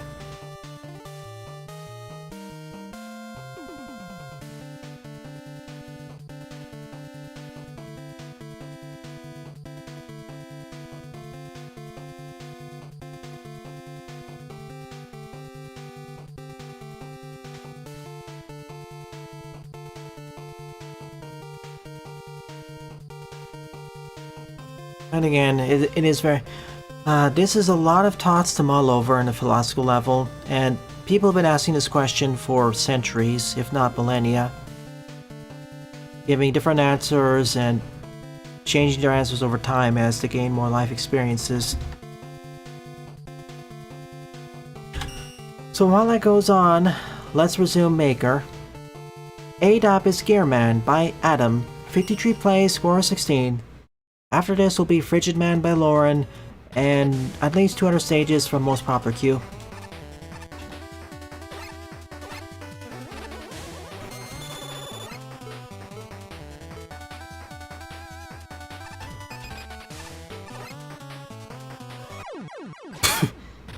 Wow, rude.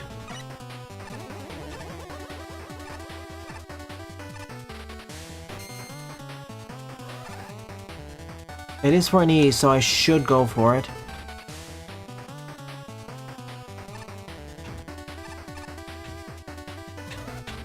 Can I is it possible to grab... yes!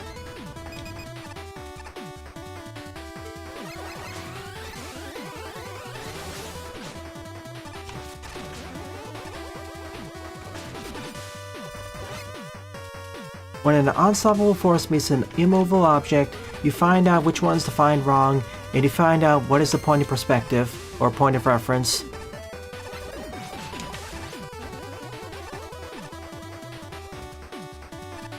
I do appreciate it's not completely a troll, but still.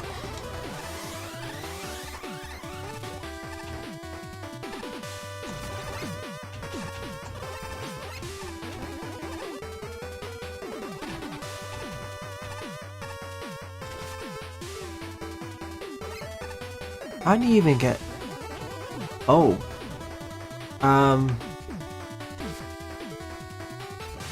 This is Rolento's Doom Ladder again.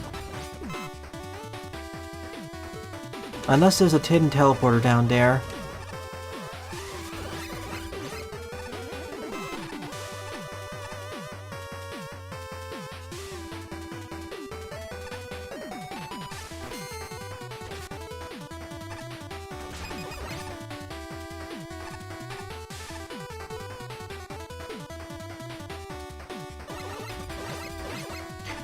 And if you're wondering what Rolando's Ladder of Doom is referring to, play Street Fighter Cross the Mega Man.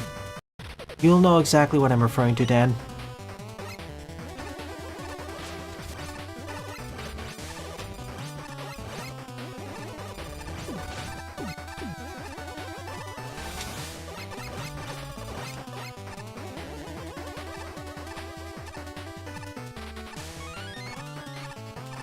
Easy. The first D was actually a bit tricky to get. This one though, not really.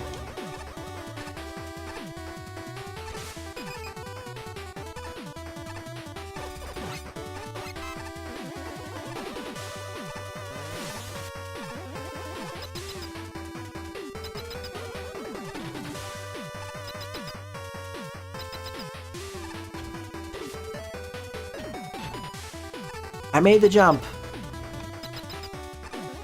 Oh my. Fireman with... oh gosh.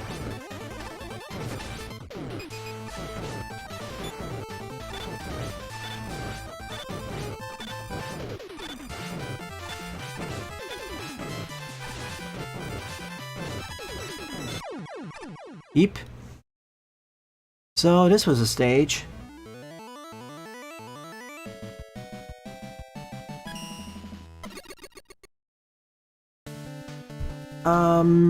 No, this was not an April 1st stage. I would put some credence if it was released on April 2nd or March 31st, but not for this. Well, this was odd. Let's see, tomorrow is gonna be Mega Man Royale Revival. Next Sunday morning, I'm unsure actually.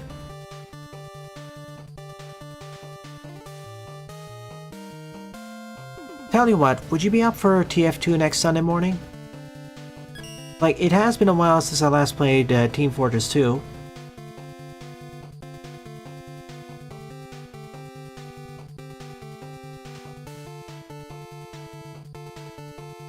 I don't think it's even your mic that's the problem, it's Discord acting up for some reason. But, sure. Alright. Let's continue. Ninth up is Mega Man Dark Tomorrow, Roadmaster Group 1, Frigid Man by Lauren, with 39 plays and a score of 13. Oh, it's also your mic? Gotcha.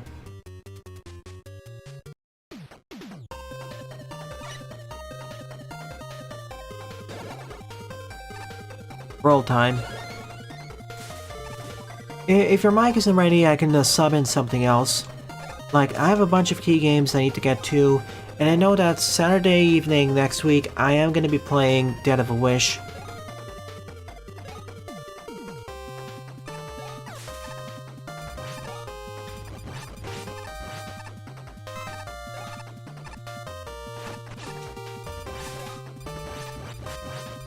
So my plan for next week is that Saturday morning is the Maker, Saturday evening is going to be Dead of a Wish, Sunday morning, we'll see.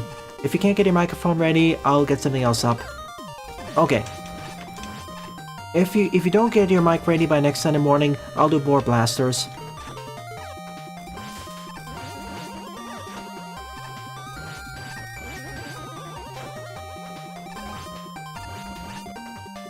Like, Board Blasters is like a Flash era mining game. And I do want to get that done. And that way I can get to the 70 plus key games I have somewhere, everywhere.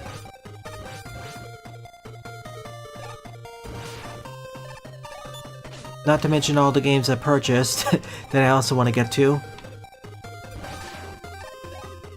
I have a bad habit of putting too many LPs on hiatus. Or basically done but haven't formally called them done.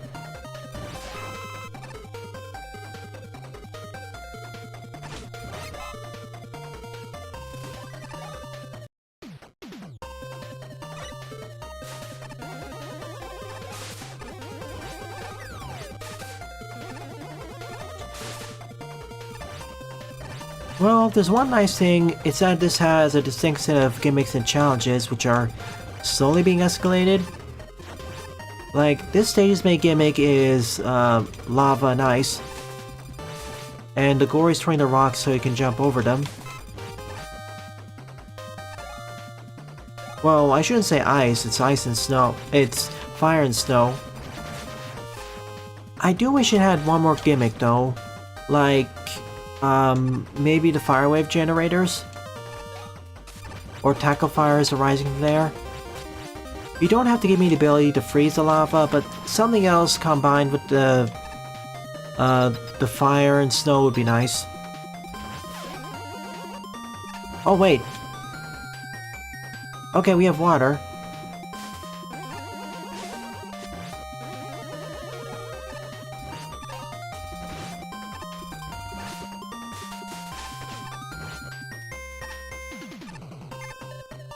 What do you mean? I don't see the problem here. What is what I said,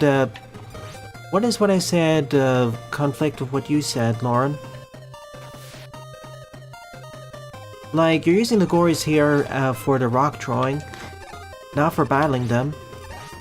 I don't really see the problem of having another gimmick here.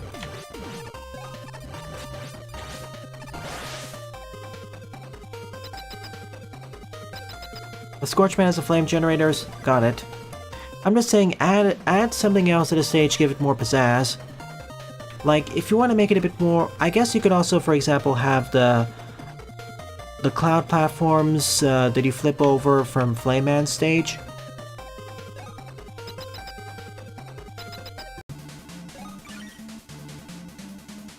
Like, there are ways of using Gories without you being forced to kill them. Or use the lava hovers, that worked too.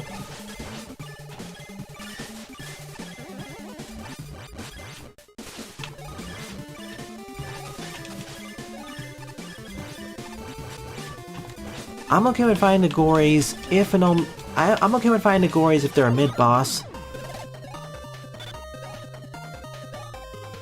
But finding them over and over, not really fun. As I said, half the stage is fine, but it needs another gimmick or mechanic on top of that.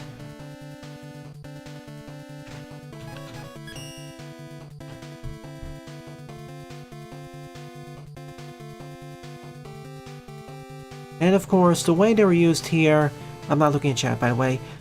And of course, the way they're used here, they could be replaced with block generators. Like, drop either the small blocks or big blocks. In fact, there's a bit more if you really want to, you can use a combination of all three, like a combination of the small block droppers, the big block droppers, and the Gory stone throwers. Make it so you have to stack them on top of each other. In fact, that is something else interesting. If you use those, you can make it so there's a challenge where you have to stack the blocks on top of each other in order to reach a higher elevation. Here, every time the Gories threw a stone, it was always thrown down on flat terrain. So you have to jump from... so you never have to change elevation much. I understand simple gimmicks, but simple gimmicks can be combined together to make more advanced setups. The way it is right now, it's too simplistic.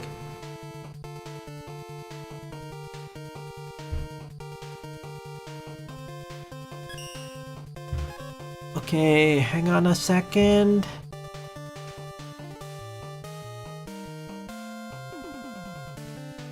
I would still... focusing on one gimmick for Group 1...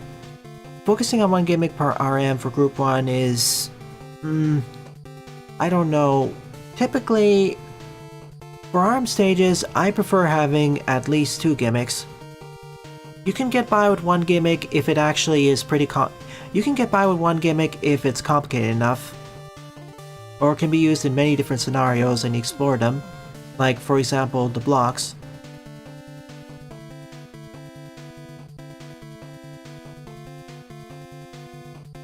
Like, don't limit yourself to that. Like, if you really want to have a stage that focuses on one gimmick, then the stage should be shorter to compensate.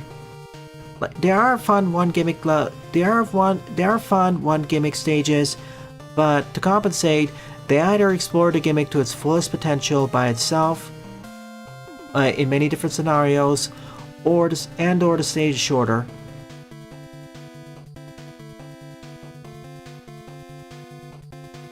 Yeah, I'm really excited to see what the new stuff they'll have. They're probably saving 2.0 for the anniversary, but who knows.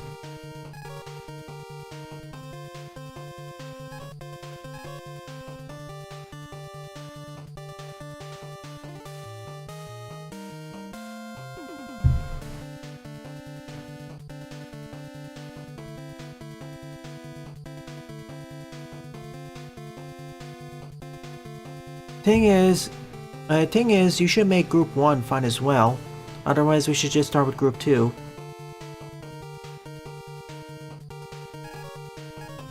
Let's see, I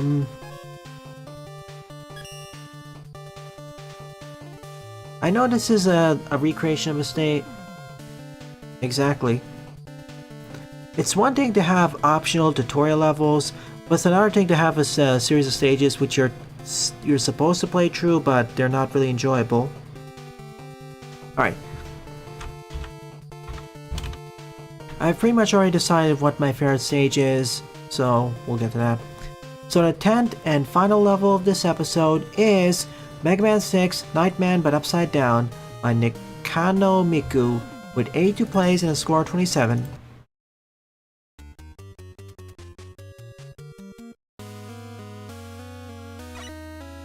Upside down and backwards, apparently.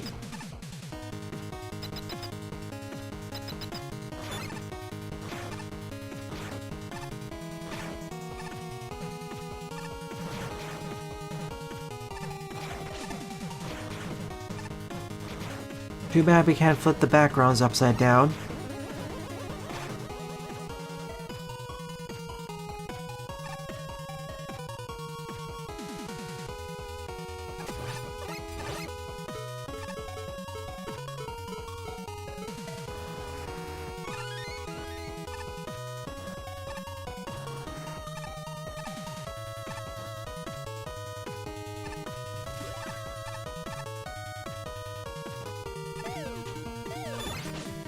Just backwards? What? Yeah, this... If it was truly upside down, some of these jumps should be more awkward to pull off. But it's... Huh. At first I thought the rooms looked very familiar, but then, wait. This doesn't look awkward at all. I'm okay with playing the stage backwards, but the title should say then backwards, as a few stages are a lot more difficult backwards than forwards.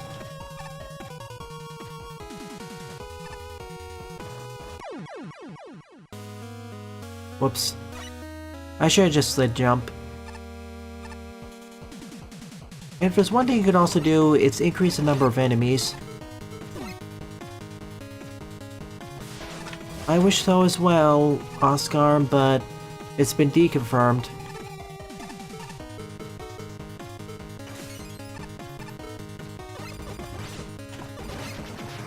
Unfortunately, the way the engine is set up, it's very unlikely that we're gonna have gravity. We're gonna have upside down gravity or reverse gravity.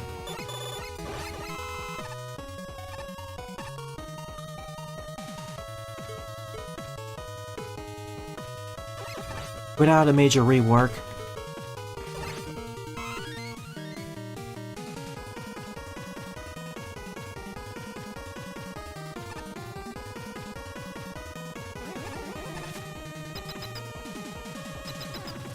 Here's the thing, Lauren. Here's the thing, Lauren. Your stage had a lack of gimmicks, and it didn't really have good level design either, I'm afraid. You could have had a lot more variety with the lava and the gory rock throwing. For example, varying up the lava you have to jump between.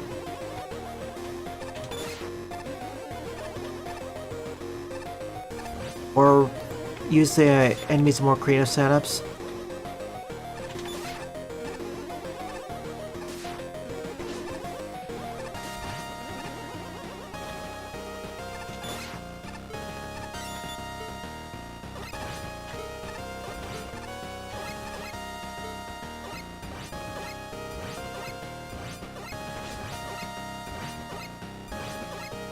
And now you want to use this mace. Every major update has had something ambitious. 1.8, I don't know actually. False advertising, IMO. Boo.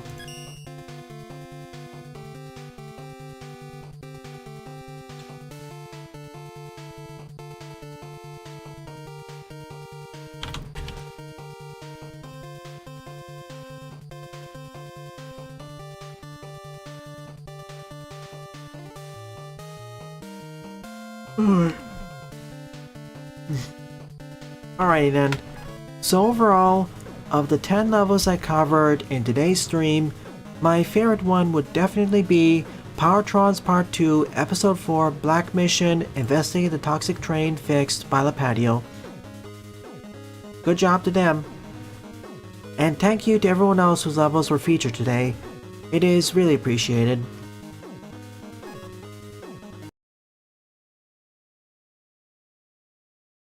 Hang on a moment where I get the audio up. Oh yeah, with 1.8 it was the Fortress bosses, which wasn't really as a groundbreaking as a unveiling, but to be fair, not everyone can be, and we've been asking for that for quite a while.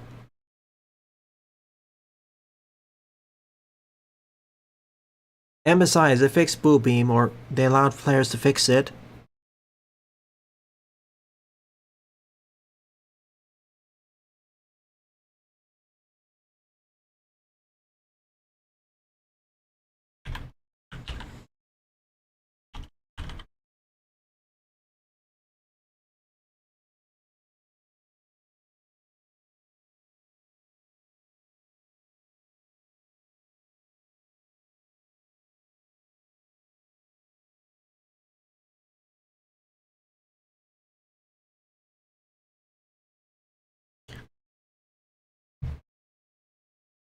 So with all...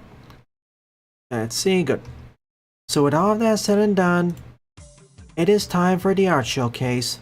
Work in Progress, A Wave of Splash by Ulrich. Neat.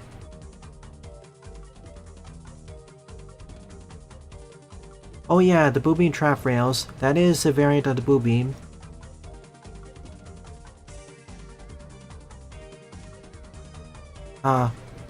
Lilac in a swimsuit.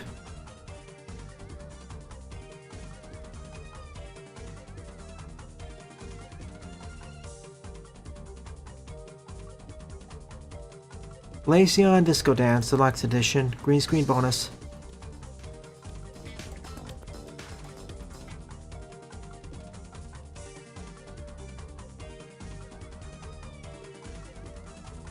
Glaceon being the star of the show. Meanwhile in the background are the rest of the evolutions.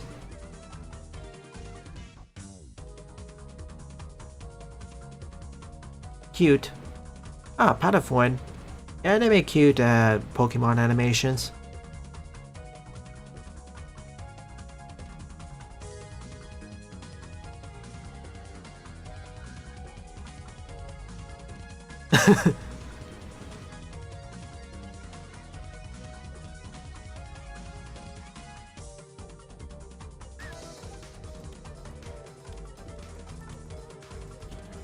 I can imagine where they'll Photoshop them into.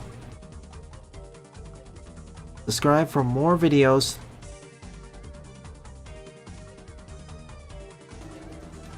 Last one. Ow. Should've wear the gloves. Wise UFO sound goes here. What is a UFO with a eyebrow wiggle?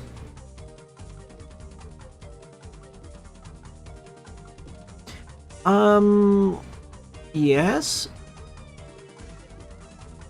Well, they are an RM-sized fortress boss. I guess in that sense, I would also like to ask the question, is Darkman a fortress boss?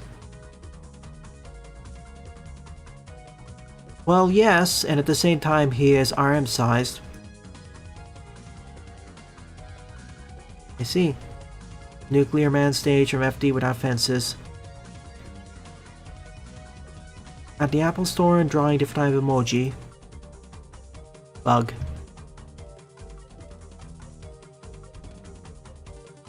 Why is there a garden in the pizza tower? Special guest, Ice Cube from Battle from Dream Island. Nico Fields. Well, what is it in the tower? Alright, let's see. Ultimatrix Aliens Ultimate Forms. Thank you for giving the timestamps because I just want to see the images.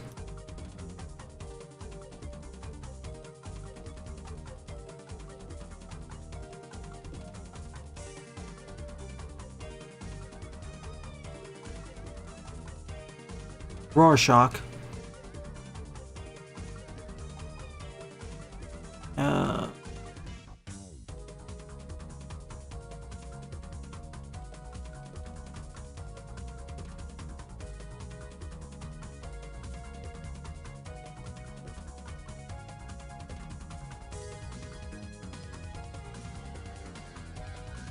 Let's see, Blinkblot.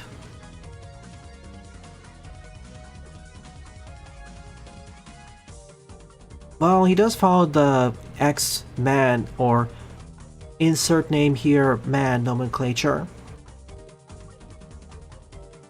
Breakneck.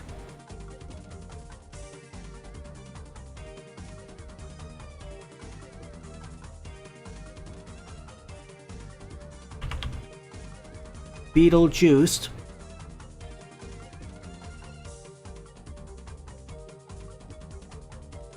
Gastronaut. Godcod. Can de-age or age you? That has a lot of implications. This has a lot of implications.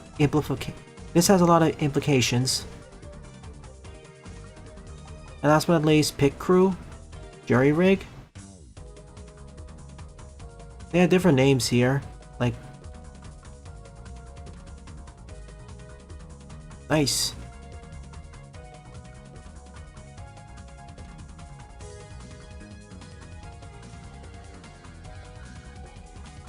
Literally solving aging. Some RM stuff, 5.5 out of something. Roll-Chan Delta.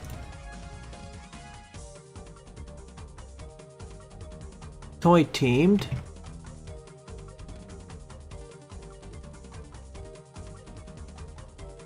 Sky teamed. Plume Woman.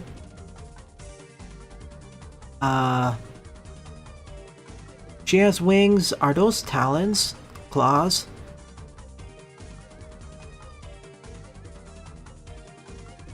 Boomy Woman. Sweet teamed.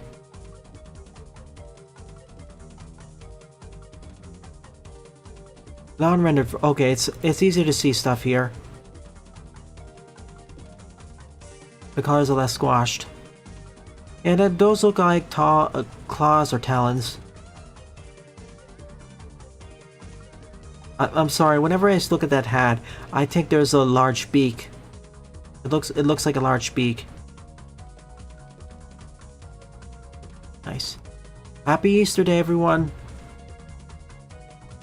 Late Easter. Making a Minecraft texture pack to replace carrots with strawberries.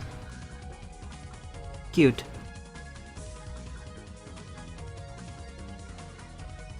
What if Spamton got turned into a puppy but is still successful and still working at the Queen Mansion?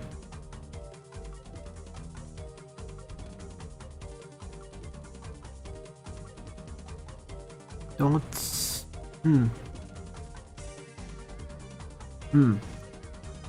Thinking. Woolman's team intensifies. Smiley.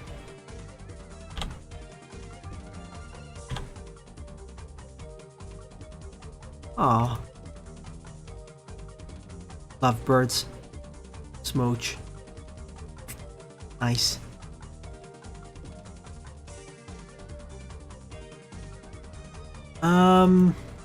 I'm guessing Wily decided to hide the castle this time around.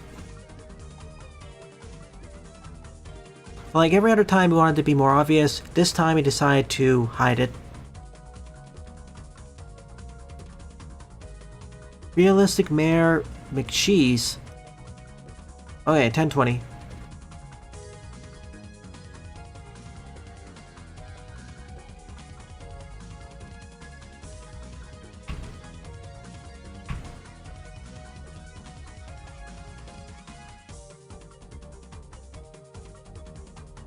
That's nicely done.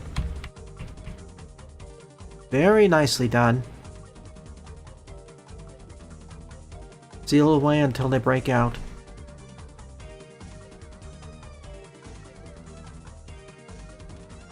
A silly singer goblin.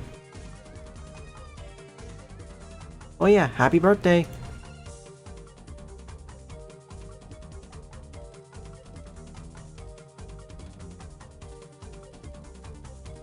Honey goblin.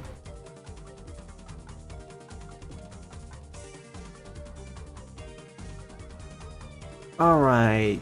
Soul Rabbit Duo. A rabbit girl duo inspired by Frisk and Char from Undertale, made for your little sister.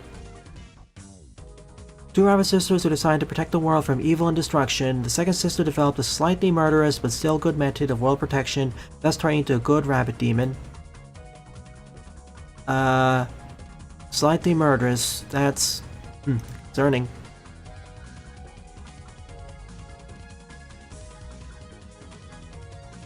Is that 16 years old or 76 years old? I'm going to assume it's 16.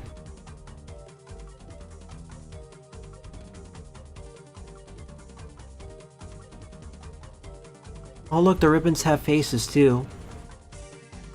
Magic dagger, 8 of them.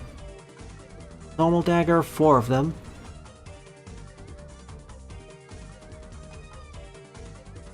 $16.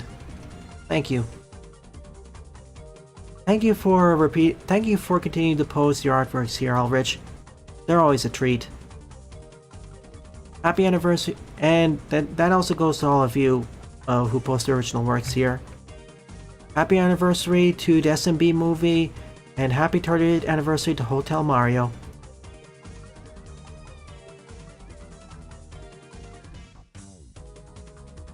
It's not well.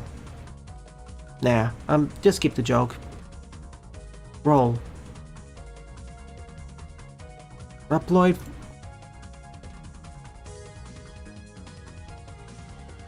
Reploid Fluttershy. What's the difference between this one and this one? Ah, one has a extra shine to it. Let's see, okay. Has the very big legs, or feet, as most Reploids do. Proportions look about right. Yeah. Very good translation into the Reploid style for Fluttershy. 2 thumbs up. The return of humanized kind mare. I wonder what Fluttershy would look like as a maverick. Or maybe not maverick, but a more bestial Reploid. Resprited Dynamo / Dynamix Fortress from Cody Cobain.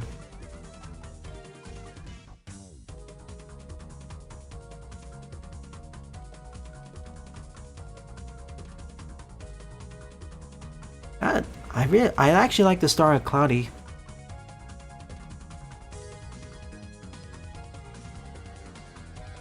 So a pony-teamed Reploid. I would like to see a design of that. That'd be neat. Well, look. Yeah, that's snazzy. Blooming Nectar Beehive Expanse Zone. A Honeycomb Green Hill Zone variant. Just watch out the bees. Oh no, the bees. Buzz buzz. From the Monster Hunter community, Bloodbag could never be more ballin'.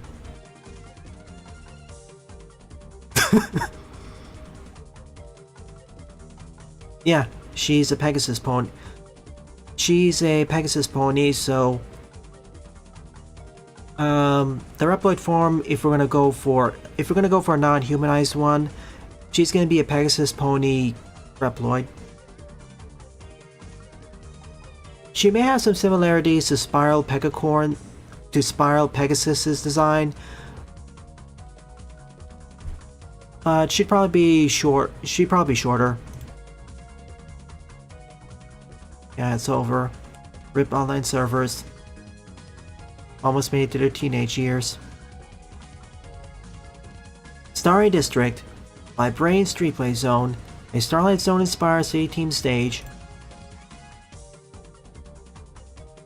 Yeah, this would be out of place in something like Sonic Mania, although the trees would probably have a different detail.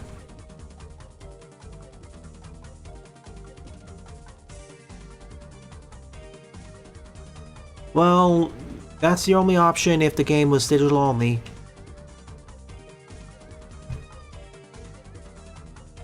Don't worry, we already have Pretendo, and there's gonna be more services like that.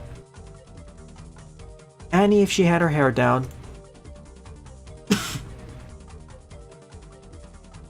Butterfly, well, other than Shy Pegasus or Kind Pegasus, I guess Butterfly Pegasus would work. Or Flutterfly Pegasus is even better. I'd go with that.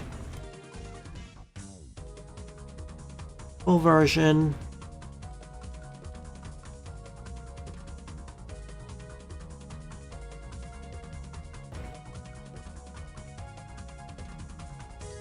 Oh yeah, the quality is so much better here. No, barely any compression. The line arts sound better. Thank you. Well, they changed the name back from the Skipper to Spiral Pegasus for the Legacy Collection, so if you want to literally follow the Skipper submodel, then it'd be the Shy.